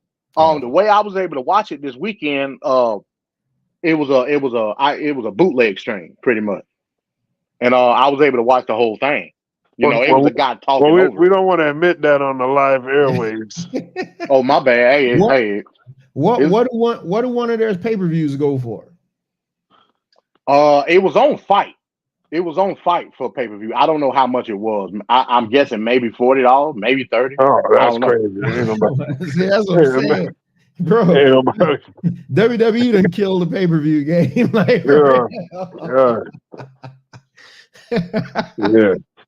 Yeah. So all right, so MD with the impromptu Bound for Glory review, because I didn't even think to look at it because I don't have any way of watching it, and I did watch a tremendous amount of wrestling this week, and I feel like next year I'm probably gonna have to watch a lot more because of our next story. Oh man, the hits just keep on coming, man. We're gonna have a lot of wrestling to talk about. NWA. So it came out this week. NWA TV deal, and I know MD mentioned it last week, but I wanted to get the full rundown of it first. So the National Wrestling Alliance has reportedly signed a deal with the CW. So now it was supposed October 24th was yesterday. So Corgan was supposed to do a press conference yesterday to give the particulars. I didn't get to see it, but he was supposed to. So according to Nick Hausman of House of Wrestling, the NWA has signed 2 deals with the CW. And an official announcement should be coming relatively soon, which should have been yesterday. On the October 12th episode of Busted Open Radio, Corgan stated NWA has signed 2 deals with a top 20 network, and that they were 2 totally different wrestling related products will be offered. Hausman reports that NWA Power, which currently airs every Tuesday on YouTube, will be one of the shows. The other show will be a reality show about the day-to-day behind-the-scenes business of the NWA. Corgan said in the interview that the NWA will remain on YouTube in some capacity despite the network deals. So first of all, NWA Power, I think these TV networks are just into content now. Like they want content at any cost. Because if I could think of, I would almost want to sign MLW to a TV deal. CW is a big network. You remember CW used to be UPN. SmackDown. Yep. Right. Yep, that's a better deal than what TNA got. Yeah, I would sign TNA to that deal. So if these companies are that hard up for content that they'd give NWA a 2-show deal, like they're getting Power, which I used to watch Power. I just ran out of time and just couldn't consume all this wrestling. I used to watch Power. I watched MLW weekly. It's just too much now, especially with AEW. I like the studio show, but does it justify a TV deal? And hell, it could be peanuts. So in the grand scheme of things, it's literally them just trying to fill 2 hours weekly. Well, they're not going to go to an arena with this TV deal now. Where's the money? I doubt it. I mean, well, when they get the TV deal, don't they get funded some cash that can help them upgrade their production or something? Yeah, we gotta see the particulars of this, because he didn't say too much in this report. I'm curious to hear what Billy Corgan has to say, but you would think that they would pay them something extra. Because if you're gonna invest in a company, a show, the network should have some money for them to be able to execute the product as best they can. I think TNT pays AEW's production. Right. Now, Van Cat, I'm surprised though. You come from the era of NWA World Championship Wrestling in the studio. Why? I mean, you don't see no?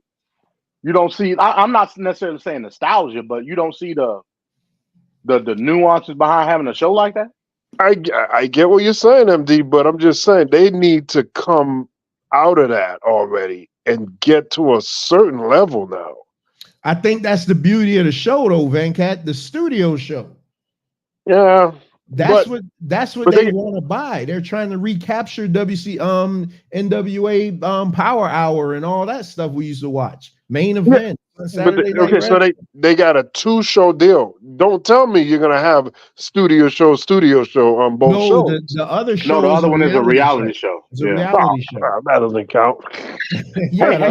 I also mentioned. I think it came out yesterday.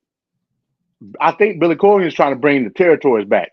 He's trying to get other indies to affiliate with NWA. Oh, that would be nice. That would be good. Yeah, he's trying to get them to affiliate with NWA and put them on like a YouTube package. So like he wants to have like a YouTube umbrella, so to speak, with all these different indie territories, and have the main show, which would be Power, and bring them in so people would know who all of these people are throughout, I guess, quote unquote, these territories. You know what I mean? No, that'd be great. And what would be even better is if at a certain point they have one super show like a WrestleMania or something where all these different talents from these different areas can have a super card show. Oh, you mean like Super Clash? Yeah, exactly. Or super card. Yeah, that'd be great. That would be great. Ricardo says that's nostalgia. It doesn't bode well in today's fickle world. So again, Ricardo, I used to watch NWA Power, and I thought it was a really good show because it's an hour and it was promo heavy. But you're right, because I'm stuck in the 80s when it comes to wrestling, and I love the studio shows where the Horsemen would come out, cut a promo, then they'll throw to the ring. The Road Warriors would beat up some jobbers. You come back, Dusty Rhodes and Magnum TA would come out. I love that type of stuff. It's like it's an hour, you in and you out. You can have it on in the background. You don't have to pay attention too much to it. So something like that, if I had time, I would take that and watch it. I don't know, man. I just think they need to grow now. You know, WWE is having all this growth and that means that a lot of people are watching wrestling. So now is the time to strike. You can't be in the safe zone all this time. So if everybody's watching, well, except for nobody's going to see AEW, but other than that, people are watching wrestling. So you need to become a force, or at least get some piece of that pie. The crumbs that are falling off to the side that WWE doesn't have. You could have that audience, man. Are they oversaturating the market? Oh, hell yeah. I mean, AEW has 3 shows, WWE has 3 shows, plus all the little extra side shows, main event, and all that other stuff there's a lot of crap out there, but, Where do you watch main event? I couldn't tell you where you find main event. It's moved around so much. I remember when it was on. Yeah, it should be on Peacock, but at one point I remember seeing it on Hulu before. Oh, Hulu, okay. Yeah. So just to give everybody an idea about the CW network, why I thought a deal like this would have been great for TNA. So yeah. the CW network is one of America's major broadcast networks and reaches 100% of US television households. So everybody got it. Everybody doesn't have TNT and TBS. Everybody doesn't have the USA Network, but everybody gets the CW. So the potential for growth here is insane. It's essentially a low grade CBS or NBC, ABC. It's like that. It's a low grade version of that. It's not cable like TNT, TBS, but it's like a lower version of NBC or something like that. Dan Ricardo, did you see my notes before I put it up? The network's programming lineup is intended to appeal mainly to viewers between the ages of 18 and 34. Although from 2008 to 2011, the network shifted its programming to appeal to women in that demographic. As of August 2017, the CW's audience was 50% male, 50% female. So again, it's heavily favored to the 18 to 34 demo. They might be able to do something here. But like to Venkat's point, they're going to need a lot of cash up front though. And I mean, because EC3 as your champion ain't putting no butts in the seat. I'm sorry.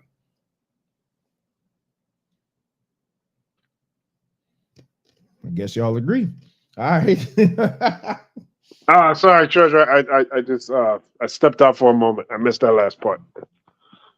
No, I was just saying, like the ability to reach all these homes, but I was saying the network needs to put some cash behind them because EC3 as champion ain't gonna cut it.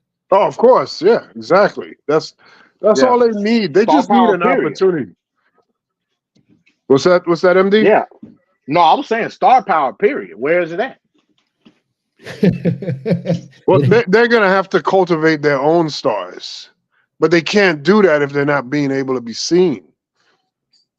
You can make these stars, but they just got to have the time and the exposure to do it.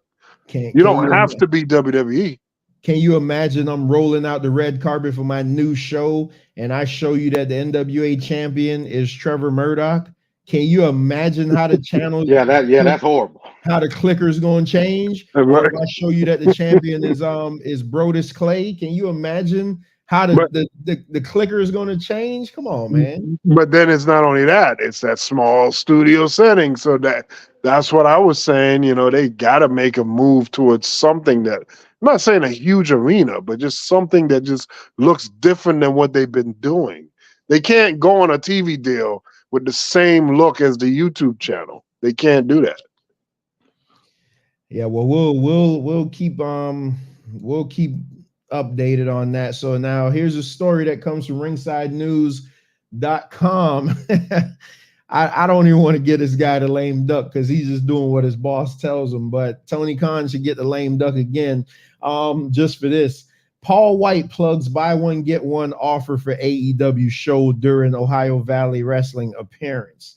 AEW made its debut back in 2019 with all the momentum in the world. It is a fact that the company was truly at its peak after All Out 2021, when many felt that they were ready to take over the pro wrestling world. Those days are long gone now, as AEW is struggling to sell tickets for their shows. That said, Paul White even plugged the buy one, get one ticket offer for an upcoming AEW show during his recent Ohio Valley OVW appearance. For a long time now, AEW has been struggling to sell tickets for its weekly show, which has become a cause of concern for many. Due to this, AEW has been employing tactics of using various offers to sell tickets. As previously reported, Paul White was set to make his first appearance in Ohio Valley Wrestling in almost 20 years on the October 19th edition. During his appearance, White ended up plugging a buy one, get one ticket offer for the November 1st AEW show, which many fans felt was the company trying too hard to sell tickets. So I went and looked up that venue. Because I mean, right at this point, there's a sad state of affairs. AEW's wrestling is good. I'm gonna just call it what it is. AEW's weekly wrestling is better than WWE. Okay, I give you that. But 4 years in, going on the 5th year, they still haven't gotten that fan base. And as a matter of fact, is going the complete opposite way now. This is a big problem. So real quick so what I did, I went on WrestleTix to see that show. So you got the AEW Dynamite Wednesday, November 1st, and this is right from WrestleTix. So I ain't making this up. Anybody can go look it up at the KFC Yum Center in Louisville, Kentucky. The current setup is only for 4,295 people. So again, for your big weekly television show, WWE just put 10,000 in Monday Night Raw this week. Your big weekly television show, AEW Dynamite, which is a good show, is set up for 4,295 people. And as I did this last week, they still had 2,058 tickets available. They distributed 2237, and no telling how many of them 2237s were BOGO tickets. They got to get Taylor Swift out there. But this is this is the setup. This is the setup for the arena. So I went out. See, I told you. I be look at the hard camera side. Yeah, but MD, I bet you if they were able to fill that building, they wouldn't care about that. If they set this up for 10,000 and they sold 8,000, they wouldn't give a damn about this. They hard camera side be damn. They just trying to fill seats in. They do it the way they're doing it because it looks bad. I was watching Collision this weekend, and the way they had to keep doing camera cuts to avoid what was really going on the other side. I'm like, oh my goodness. This is bad. So look at this arena setup. This is the KFC Yum Arena, and as you know, everything gray is not even open for business. So look, just look on the hard cam side how they have it. They don't even have that open. The ring, the seats next to the wall. So they're renting big ass arenas because they want the look of it. They want right. So they should actually look like Impact or almost damn near NWA because NXT. I mean, yeah. So they got Big Show out there prostituting himself to sell buy one get one tickets. This is ridiculous. This is absolutely ridiculous. I don't know. It's embarrassing, man. And this is during the time of wrestling. This next boom that we're experiencing here, at least for WWE, there should be a boom for everyone, not just WWE. When WCW and WWE were going at it, they were both booming at the same time. So I don't understand why nobody else is coming up. It's just like everything is top heavy with WWE, and then everybody else is just languishing. I don't know. I can't explain this. I mean, like, look at the setup. This is the setup from the the venue's website. So it ain't this ain't nothing Photoshop or nothing I went, and did. As I'm getting these slides together, I'm like, man, this will be a good picture. Let me go look at the company's website. And I go to the arena's website. They don't even have half the building open. So it's insane. Like this the thing that's really sad here is because they can't make their money off pay-per-view sales only. And I question how much they're really making out of those $50 charging. I don't think they selling as much as they would. What is the split for that? Well, y'all know the pay-per-view split? I thought it was like 50%. So if they're not making it on that's their bread and butter is the live shows that they're doing. That's like rappers may not make, or not rappers, musicians may not make all their money on the album. It'll mainly be the touring. Yeah, and that's how they, It's the gates. You're right. Right. That's where you're making money. So if they're not making the money on the week-to-week show appearances that they're doing, whether it be on TV or not, they're not going to be relevant in a few short months to years. Because I mean, this guy's his dad is rich and whatnot, but how much bleeding is his pocket's going to do before he pulls the plug on that crap? See, Ricardo asked the question, are they breaking even at this point? Ricardo, I think what they're doing, they're just trying to hold out for this new TV deal. Once they get the TV deal, then it'll basically be like, hey, nothing to see here. You don't have to sell the venue out because you got the guaranteed money from the TV deal. Right now, they aren't on that type of crazy deal. Like Peacock gave WWE $1 billion for the network. The Fox deal was $1 billion. So I think AEW had $1 billion deal on the table with Mr. Phil Brooks. I don't know, where that's going to be going forward now, but I think that's what they're waiting on is this TV deal, and that's going to save them some money. That's going to help them out. What about the reports of the AEW pay-per-views going towards Discovery, which is tied to HBO Max? They're talking about that taking effect in 2024 sometime. But how would that model work? So now you just pay whatever the HBO Max monthly rate is and you get the shows? Because I would do that. That's what they're anticipating it to become. I hope so. I don't know. Something got to happen between now and next year because because MD just ran down a fantastic card. What sounded like a fantastic card for Bound for Glory. But how you going to tell me who been paying $9 a month, $10 a month for the WWE Network since 2013? Hey, Trevor, you want to watch this busting as a Bound for Glory card? Dump out $45-50 for it. Oh, guess what? AEW is doing a show the following week. Dump out another $50. You know what I'm gonna tell you? I'm gonna be like, bro, I just got Peacock for a year for $20. I'm gonna just ride out with these WWE shows. That's what I'm gonna tell you. Yeah, that's tough, man. That's tough. That's tough. You can see good wrestling anywhere. Like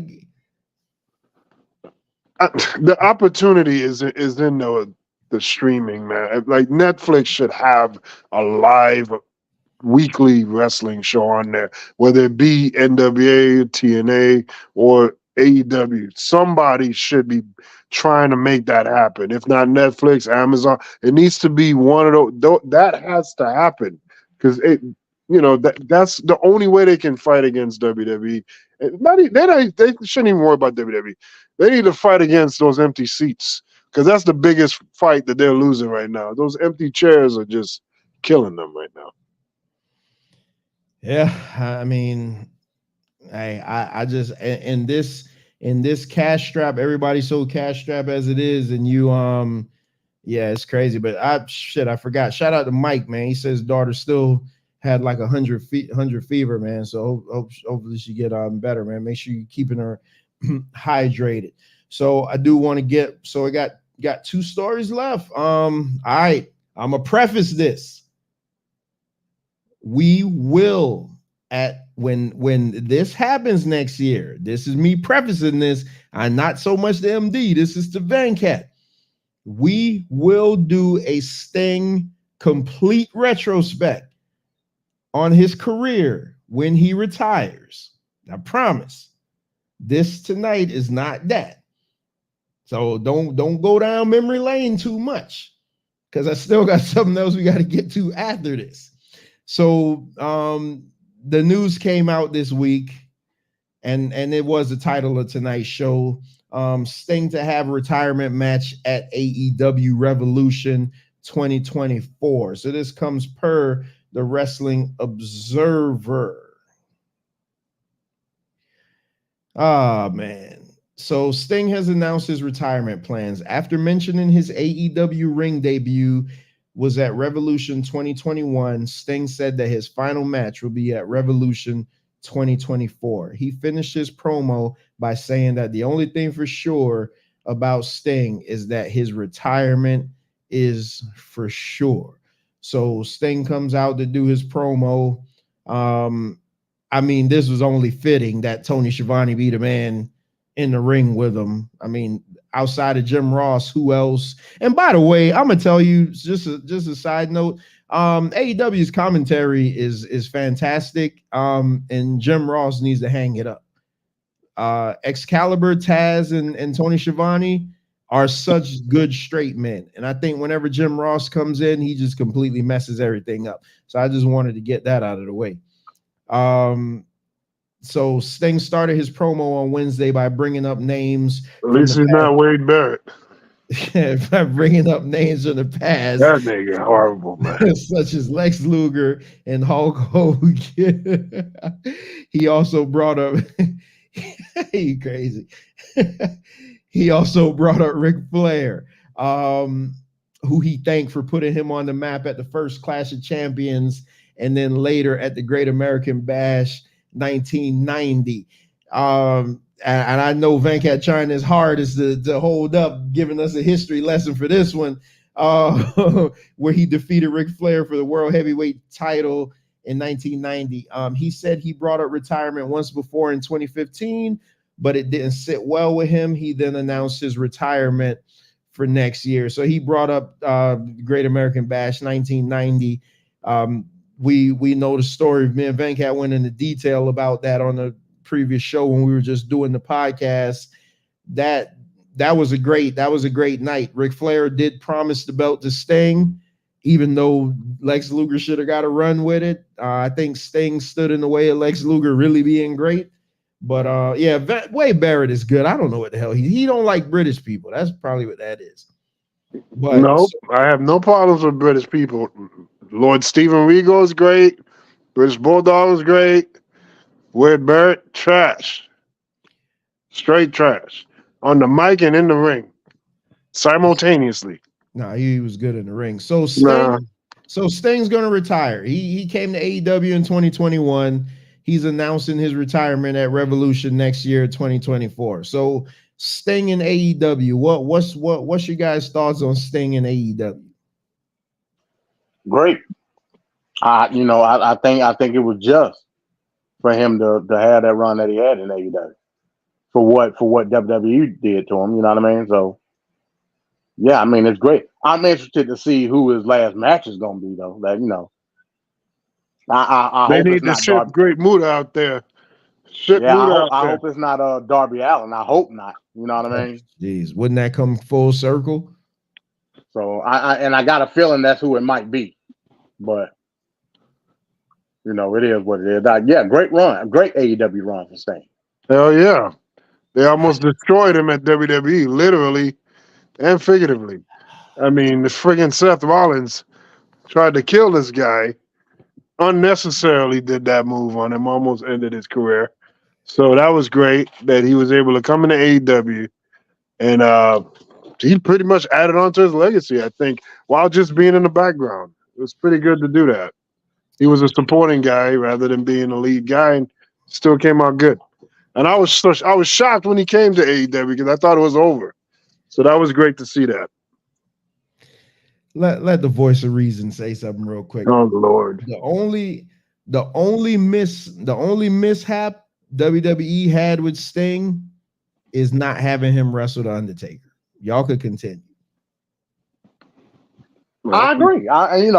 But that's again the way they booked Sting, and the outcome of how it was not great. So I mean, he's justified in going to AEW and making sure that his legacy was solidified.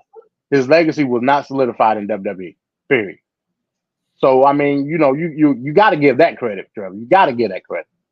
So they always say if a tree falls in the forest and nobody heard it, did it really happen? I mean, it did happen. Y'all talking about this great legacy and everything that he did over in AEW. Like what exactly did he do in AEW that was so great besides and Venkat likes to bring up the buckle bomb. So it's funny you have a problem with the buckle bomb, but you have zero problem with him taking flat back bumps through tables and diving off of rafters and all type of craziness, but you have a problem with the buckle bomb. He made it because he made it home. He made it home to fight another day. His career was pretty much ended. Thank you for being honest. That's all I want. Just be honest. Just saying. It's because it went bad. Because I heard that they were seriously considering having Sting win that match. He was going to win that match. He was going to be the champion. Yeah, but they had to, they had to pivot. But yeah, wow, Sting is WWE champion. That would have been that's the least they could do. Yeah, that was the least. Maybe they had these grand plans because you know how they are. Everything has to wait till the next WrestleMania. But you love that. You love that. You love that. Don't start with this Cody stuff again. It's different. That's different, man. I got to watch Cody Rhodes fight Damian Priest for the 800th time because he ain't WWE champion. But we don't anticipate that Cody's career is going to end like next week. Where Sting and Undertaker at that time, there was no telling how much longer you're going to have them. So you have to seize that moment now because of the age of the participants. Cody Rhodes and Roman Reigns, they're still in their prime here. So we don't have to worry about that. It's different. It's different. Right. And even the participation though, Trevor, like the promos that Sting was doing in WWE they can't compare to what he's doing on the mic, in promos in AEW. It can't compare. And then you got the Hall of Fame picture up. Luger nowhere in sight during his Hall of Fame induction. Like that. I'm trying to figure if Luger wants to be on camera. I mean, because there's been plenty of times for Luger to be on camera for things, and I don't think he cares to be on camera. Shout out to the queen of the Straight Talk Society. I don't think he wants to be on camera. I mean, but he does like Instagram stuff all the time. I think that was a WWE issue that he wasn't there. That's what I think, and that's sad because it's Luger. It's Vince McMahon. We know how petty they are. That's a we Vince know McMahon that. call. Yep. So all right, so because y'all think I don't like Sting. When I've only said consistently, I can't believe this, Trevor. Which I've only said consistently that I just don't want to see a 64-year-old guy taking that type of damage. I'm glad he made it out. Knock on wood that he can make it till next year. And be okay. But when we do the full Sting retrospect, y'all will see Sting. Come on, man. I used to paint my face as a little stinger.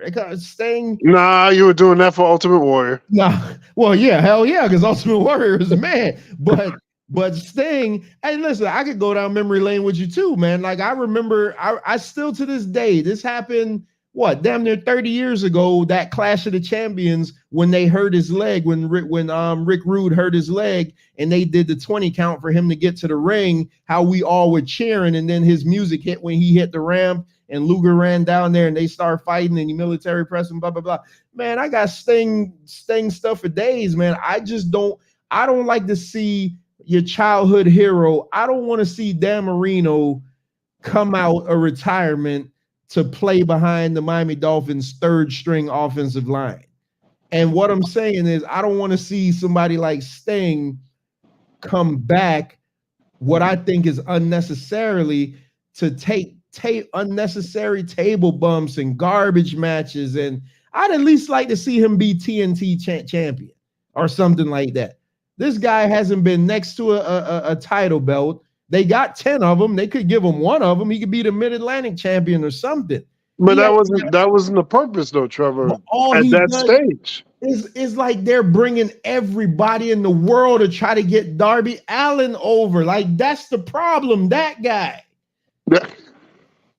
Sting in TNA, Sting was their world champion so many times and won so many matches there. It was like he did that, been there, done that. You know, this was a different agenda for him. So I don't think any titles were required. He probably insisted that he not win a championship. Yeah, I could agree with that because I feel like Tony Khan will put a title on Ric Flair right now if he could get him. Oh yeah. He'd be like, Ric Flair, can you at least get a 1, 2, 3 on MJF? Oh my goodness. But we will do a full retrospect on Sting when this happens. I mean, Sting has a fantastic career. Ain't no denying. So when the time does come, he will be deserving of his own show, where we'll solely focus on that. So the last thing we got is let's get into this day in wrestling history. And it's a good one too, because I didn't even think about this. I didn't even make this up. This day in wrestling history, we're going to go back to October 25th, 1998. You know what happened there, Venkat? 1990. Oh, that's friggin' Hogan and Ultimate Warrior. Halloween Havoc. Yeah.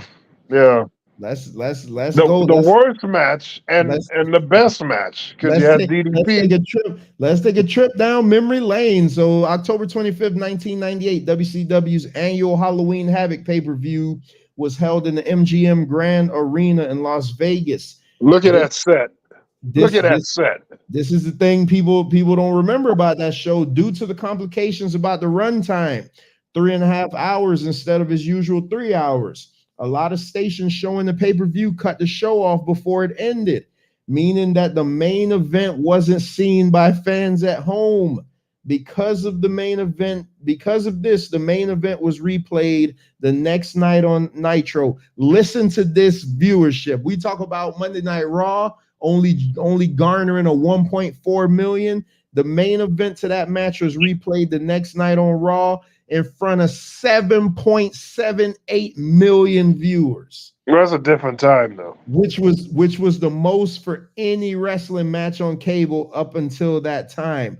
Although, due to pay-per-view refunds, WCW reportedly lost around $2 million, which is funny because WCW sold, Vince McMahon bought WCW for $2 million. So, which is ridiculous. So this Venkat brought it up. The worst wrestling match in history. I mean, you'll be hard pressed to find a match worse than this. On this card, you had Hulk Hogan versus the Ultimate Warrior, which Hulk Hogan had this thing going on back then where anybody he lost to in WWE, you had to get him over to WCW so he could get the pin back, brother. He had the pettiness don't stop with McMahon. He had McMahon didn't have nothing to do with this. That's what I'm saying. It didn't stop with him. Hogan continued on with the pettiness. Hey, he had to get his win back, brother. He could. So this was, I mean, this match was god awful. Did you watch this one live, Venkat? No, I was working, man. I was working. I was doing 14-hour shifts. Oh my God, this match was horrendous, and I wanted to see this so bad because no lie, where does Hulk Hogan versus Ultimate Warrior rank from WrestleMania 6 rank in y'all match history? I think it's one of the best matches ever. No, don't say that, Trevor. Don't say that. You know what? It's like, okay, so when you look at Rock versus Hogan, doesn't work for me, bro. Rock versus Hulk Hogan wasn't a great match if you watched it with the sound off. It was the crowd that made that match. That's what this match was great in the spectacle. It wasn't, come on, it wasn't no catch-as-catch-can match or no technical display of anything. They had a BJ spot for the first 10 minutes of the match. I mean, it was crazy, but ridiculous. It's the spectacle of the match was tremendous, man. I gotta go back to my rankings because I have that match really, really high. In the infamous fireball spot, which Hulk Hogan being Hulk Hogan. Hulk Hogan said in later interviews that he completely flubbed it. He couldn't get it lit, and he ended up burning off his eyebrows in the. But this is the thing that people never address this, right? Like, even if he would have done what he intended to do, it's still stupid. It's still stupid. Like, you don't need to be doing that in the match anyway. They were recreating the Yokozuna spot from King of the Ring 93. Yeah, that was. They shouldn't be recreating anything from WWE. Speaking of Yokozuna, you know Hogan tried to get Bischoff to bring Yokozuna in too. Hey, that would have been interesting. But at that time, he was all well over 600 pounds, and there was no way Bischoff was going to take that risk of bringing him in. But Hogan legit. That's why they brought Earthquake in. They brought. I know, it's crazy. They brought Zeus in. Anybody that Hogan had the job for, even though he didn't job for Zeus, but Zeus looked strong against him. Anybody that looked stronger than him, that's why they brought Macho Man in. So Hogan could just beat the hell. I don't think Macho Man ever beat him in WCW. He probably beat him once. Yeah, like one time. Ric Flair never beat him. Well, Ric Flair actually made him submit on the Clash of the Champions, but he's like, yes, and then the referee was gonna ring the bell, and then he said, "Oh no," and I'm like, what the hell is that? You said yes, it should be over, but whatever. You know, Rowdy Piper never beat. He had that match with Rowdy Piper, but it was a non-title match. Yeah, which is ridiculous. But Rowdy Piper was somebody who he never beat. Rowdy Piper, I think, was the one person that he never beat, and they brought him in just so he could pin Rowdy Piper. It's ridiculous, bro. It's ridiculous. This guy is an egomaniac that's self-serving, and if he was gone, if they could have gotten rid of him, like maybe around 98, WCW might have been around today. But this was the guy, this was the guy that lived this gimmick, though. Like, he wins and losses mattered to him and Bret Hart. Like, wins and losses mattered to them so much. No, I don't think you can say that about Bret Hart. It's not about wins or losses with Bret Hart. Have you heard a Bret Hart interview? Yeah, I've heard plenty of them. I've heard him explain. Have you heard the Bret Hart Hulk Hogan SummerSlam story where they worked it out and Hogan finally came back to him and was like, nah, it ain't gonna happen. Like, he was like, nah, man, but you promised that I could beat you. And Bret Hart just sounded like a little kid, man. No, I think at that particular, if you put yourself in that moment, that's Bret Hart trying to come up to main event status. So if a person like Bret Hart or anybody really, if they got a win from Hogan at that particular time in his career, of course fans would have viewed him in a different light. Remember, Bret Hart had to shake the stink of being on a tag team. And a lot of these guys that are from tag teams, they don't always make that turn over to being a main eventer. So just with Hulk Hogan too, just completely taking the spotlight from people after the WrestleMania 6 match, it wasn't in the script that he would go get that belt. That was him doing that just so he could be like, hey, remember me type thing. So while Warrior's standing in the middle of the ring with the damn title, everybody's watching Hulk Hogan leave. So you got your champion that you just newly crowned. Hogan just took all the man's thunder from him. Of course. That's classic Hulk Hogan, man. That's what he's about. So Bones is saying that match was all nostalgia. It was as long as hell. I'm thinking you're talking about Warrior versus Hogan. You gotta watch that again. That match still holds up. It's 2023. That happened in 1990. That match still holds up. I've watched that match twice in the last year. And it holds up. It's not. I'm telling you, got to watch that again. Why would you watch it twice then?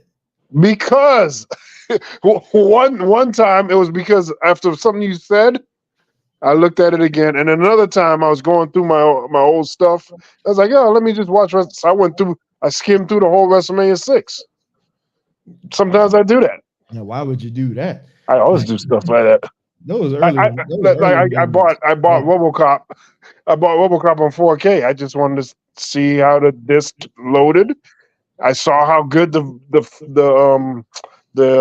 cleanup of the restoration of the movie was, and I was like, I just ended up watching the whole movie. The original RoboCop? Yeah, the first one. Oh, what a fantastic movie! I gotta watch that again. Yeah. Oh yeah. I'll buy that for $1. And you know, it's a good movie too. That I love. I don't know. It's funny. I haven't never heard Mike say anything about this. V for Vendetta. God. I love that movie, man. Never watched it. That movie is literally what's happening in our world today. Like it's literally copy and paste. So let me check it out. So before I get to the main event, I do want to just go through the match card. So for the WCW World Television title match, you had Chris Jericho, the champion, versus Raven. Man, okay, so this doesn't tell me who won. Okay, I should have paid attention to that, but Chris Jericho won that for the World Television Championship. Yeah, Chris Jericho retained that. You had Wrath versus Ming. Oh man, that just sounded like something Ming would have won. Juventud Guerrera versus Disco Inferno. You would think Juventud, but I think Disco Inferno probably won that one. But, well, Halloween Havoc. This Halloween Havoc was a very good event, aside from the Hogan nonsense, and that's where Rey Mysterio and Eddie Guerrero had that classic match. It's really good. Yeah, but these first 4 matches I said sound like a bunch of crap. Finley versus Alex Wright. You interested in that one? Nope. Yeah. Oh, here's a barn burner. Lodi versus Saturn. No. I like Saturn. Then you have WCW World Cruiserweight title match, Kidman versus Disco Inferno. So Disco Inferno. That match was actually good. The Kidman versus Disco Inferno? Yeah. So Disco Inferno was pulling double duty that night, huh? Yeah, remember the match that he had before that night was for a shot at the Cruiserweight. Okay. Yeah, I didn't even pay attention that this didn't give me the results. So you had a WCW World Tag Team Championship match, NWO Hollywood, Scott Steiner and the Giant versus Buff Bagwell and Rick Steiner. Yeah, there's a lot of repeats here. So you got in a no DQ match, you had Rick Steiner versus Scott Steiner. What the hell? You don't remember that? Yeah, Rick Steiner beat him that night. Yeah, but why all these running back of these matches though? I'm not. I don't. You got to remember, Halloween Havoc '98 is it's only 2 matches that people really remember throughout the whole pay-per-view, and that was Goldberg and DDP and Guerrero and Mysterio. That's it. So you had Kevin Nash versus Scott Hall for the WCW United States Heavyweight title. You had Bret Hart versus Sting. That sounded like that should have been good. It wasn't as good as it could have been because Bret Hart was like the bad guy, and Sting he hit Sting with the bat, and then Sting was like out of the match. It wasn't like what you would think it should be. And then the aforementioned Hulk Hogan versus Ultimate Warrior gotta be top 10 worst match of all time. Then you had the main event for the WCW World Heavyweight title. You had the champion Goldberg versus DDP. And I'll just say this, DDP was over as hell. He should have won. Yes, he should have been the one to break the streak. That when he hit him with that diamond cutter, that should have been it right there. Mm-hmm. That people's champion gimmick was the best. But this is what I remember. They go in for the lockup, they roll around, and all of a sudden the damn stream just cut off. And I'm like, what? I'm thinking something happened to the TV. I'm like, hey man, what's going on? But I'm flicking the other channels and other channels are on.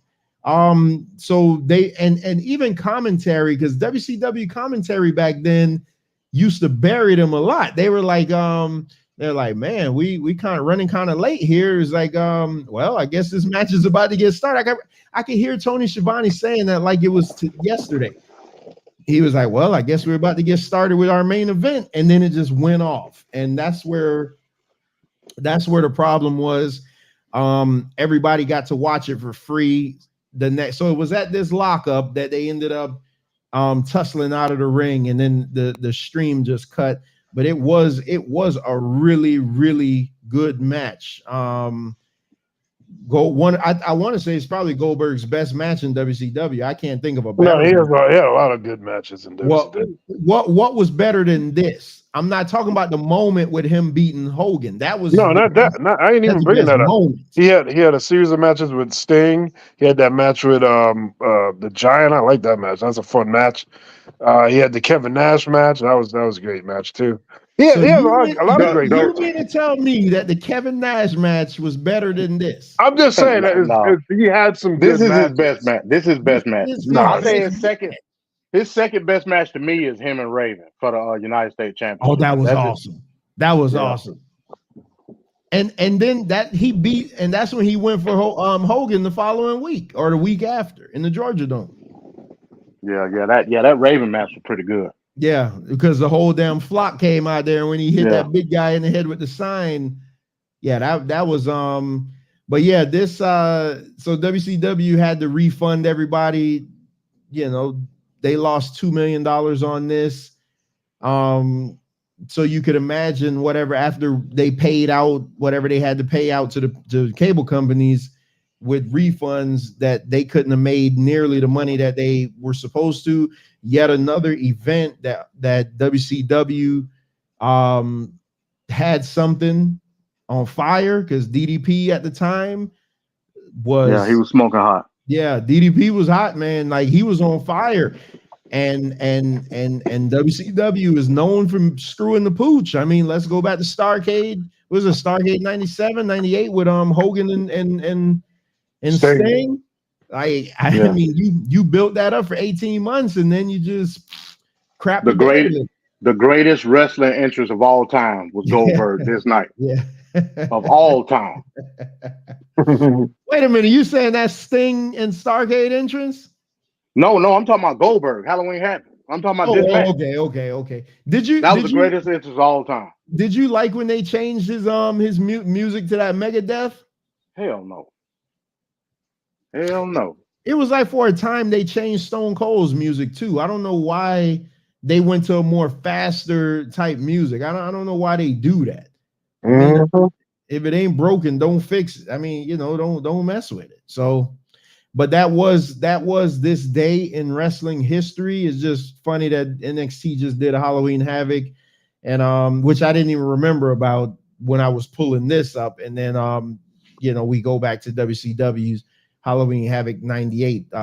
Great match again though, but like I said, 97 and 98, you don't actually remember like a lot of the matches that happened.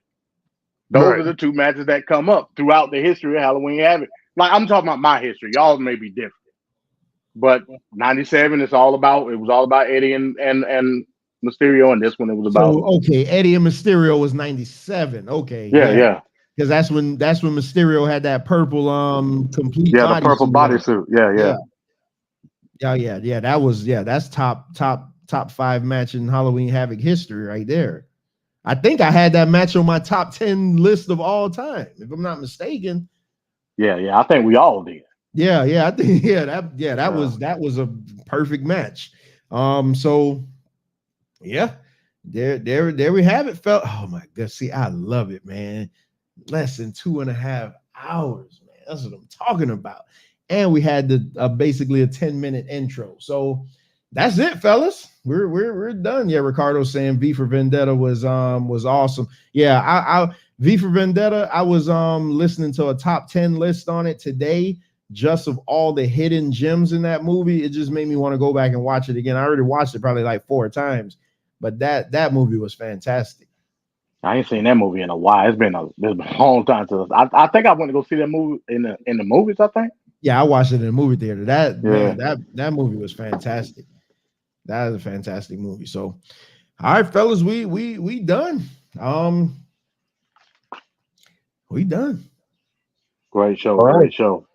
Hey, I'm looking forward to TFP, Venkat. I want to get your thoughts on Mike Johnson. So that's next week. That's next week's show. Yeah, I'm hoping it is. It's got to be. We're gonna do that.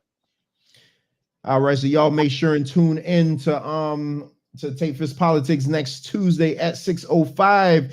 Tomorrow night, I will be doing an interview with Stacey Mobley. Y'all make sure and tune into that because we have a video that we're gonna play at the beginning from Stacey Mobley. I have another video I'm gonna play, but this one is pertaining to Stacey Mobley because I keep talking about he used to do something before he got into the ministry. So tomorrow we will show you what he used to do before he got into the ministry. I really look forward to that interview because that's just gonna be a really good time talking to him. He's a really good dude.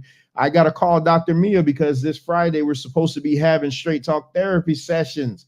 Make sure this Sunday we will be having Dolphins deep dive after the Miami Dolphins hopefully take care of the New England Patriots. That should be around 4:30 on Sunday. You didn't do it on the last game though, right? No, because that game was over after 11. Yeah, I figured Yeah, that. I can't. Them damn night game. I hate the Miami playing in prime time, man. And then the week after they play at 9:30. So at least I'll be able to do the show earlier. So I could just hell. At least y'all got some primetime games. and major news broke in the MMA world today. Hopefully that Zay and Bones will come on and do an impromptu show talking about it. Possible retirement of the greatest fighter of all time, Johnny Bones Jones. He has to pull out of the 295 main event because he tore his pec. And he at 36 years old, you're looking at probably a year recovery time. That may be it for him. So hopefully they do a show where we do a career retrospect once we find out if he plans on retiring or not. So I know Bones is in the chat. So, look forward to that. And then make sure to tune into the flagship show of the Straight Talk Society, Man Talk Monday, every Monday, unless we decide to take a week off, but every Monday here at 5:45 p.m. So for my co-host, Venkat and MD, it's a pleasure as always, man. Great show, man. I really think the slideshow helped move it along because I don't forget when you have that. That's the thing too. If I can see something, then I'm like, oh yeah, this happened and this happened. Because I'm trying to go out of my memory for a lot of this stuff, and it's like, damn, man, if I don't see this, but it's very time consuming though, trying to pull the right pictures and things like that. But I think next week we'll be doing the Crown Jewel review because the show is. Yeah, next week. The show is next Saturday. So we'll be definitely doing the Crown Jewel review preview. Do you know what the start time? Do you know what the start time is? I want to say 1:00. Okay. Yeah, hopefully it's 1:00. It's either 1 or 3. Yeah, it's either 1 or 3. It ain't gonna be no later than that. It'll be something that's hopefully over by 5 though. So I mean, hell, they only got 3 or 4 matches announced, so you can't make it too long. So I mean, it's all good though. But all right, fellas, y'all take it easy, man. See, I got y'all out of here just go in time to go watch Collision. No doubt. Dynamite, yeah. Let me see. Let me see, because my daughter may want to hop on this Ninja Turtle game. Oh, Shredder's Revenge. That's fine. Yeah, I like Shredder's Revenge. Yeah, I've been playing. I said, man, we've been playing it like crazy, man. But I be doing so many shows, I can't really get to play it how I want to. So I had to buy another control. I didn't even know that Venkat had it. So I may have to sign up for this PlayStation Plus thing just so I can get some help to play that game, because you be trying to play with all them damn foot soldiers coming at you. It's tough. It's a tough game. Yeah, me and my kids, we beat it on Xbox. Oh, you beat it already? Yeah. Okay, cool. Yeah, I'm probably you beat it by yourself, MD? No, me and my kids, we played it. Okay. Okay. Yeah, on Xbox. Yeah, you can't. I don't think anybody can beat it by themselves, though, right? Yeah, because it's too many foot soldiers. Like you gotta, it's too much. You can't. I don't see how you could do it by yourself. That's why I had to buy another controller, so at least my daughter could take. You know, she could take some of the. She could take the hits that I probably was going to get. So I could get through and just do the thing. All right, fellas. I'll talk to y'all. All right, peace, y'all. All right. Good night. All right, peace. Oh man, well, Straight Talk Society, there you have it. Another fantastic episode of Wrestling with Reality, episode 28. Man, 28 of these already. Yeah, I really think the slideshow presentation helps a lot because it just makes you be able to see things out there. But I ain't gonna belabor the point. Tomorrow night at 6 o'clock, I will have the interview with Stacey Mobley. Y'all be sure to tune into that. That will be a fantastic interview, man. That's a really, really good brother, man. I really look forward to interviewing him and seeing what he has to say. So for my co-hosts, everybody in the chat, appreciate you guys coming out tonight. Leaving your comments in the chat. Make sure and please hit that thumbs up button on your way in and out, or even when you're rewatching the show. Make sure to tune into all our other shows that we have. Tune in to Tape Fist Politics from last night. That was a fantastic, fantastic show, man. They let Ricardo go off last night, which I love it. Ricardo does need to be more vocal. So yeah, he really had his chance to shine last night. Those brothers do a fantastic job on Tape Fist Politics, and I appreciate them for it. So until tomorrow night, I leave you with these words. Always seek out the truth for yourself, because if not, you'll fall victim to other people's interpretations of them. Until tomorrow, peace. And the bitch. Now the whole world can acknowledge me. You'll get the shit. You'll be knee deep in the shit. Brother, I'm gonna take you home. What? You're gonna be mine. The belt will be mine. The world will be mine. Somebody, I'm gonna get that belt back. I will stop at nothing in this entire world. Sometimes you go through this land and world and you think about winning titles and being the champion. Dusty Rhodes, the American dream.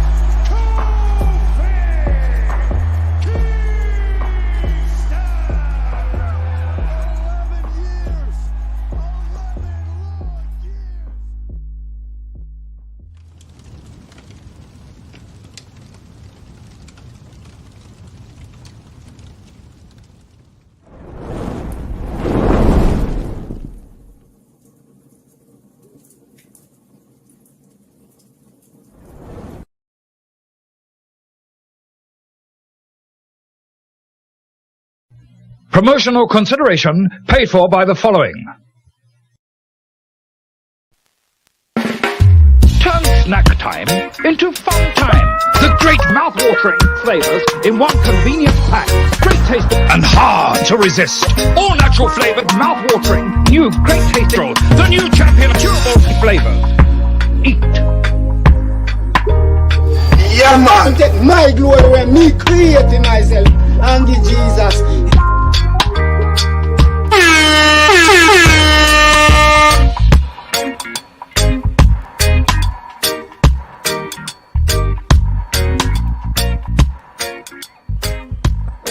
Mash up this food, you know.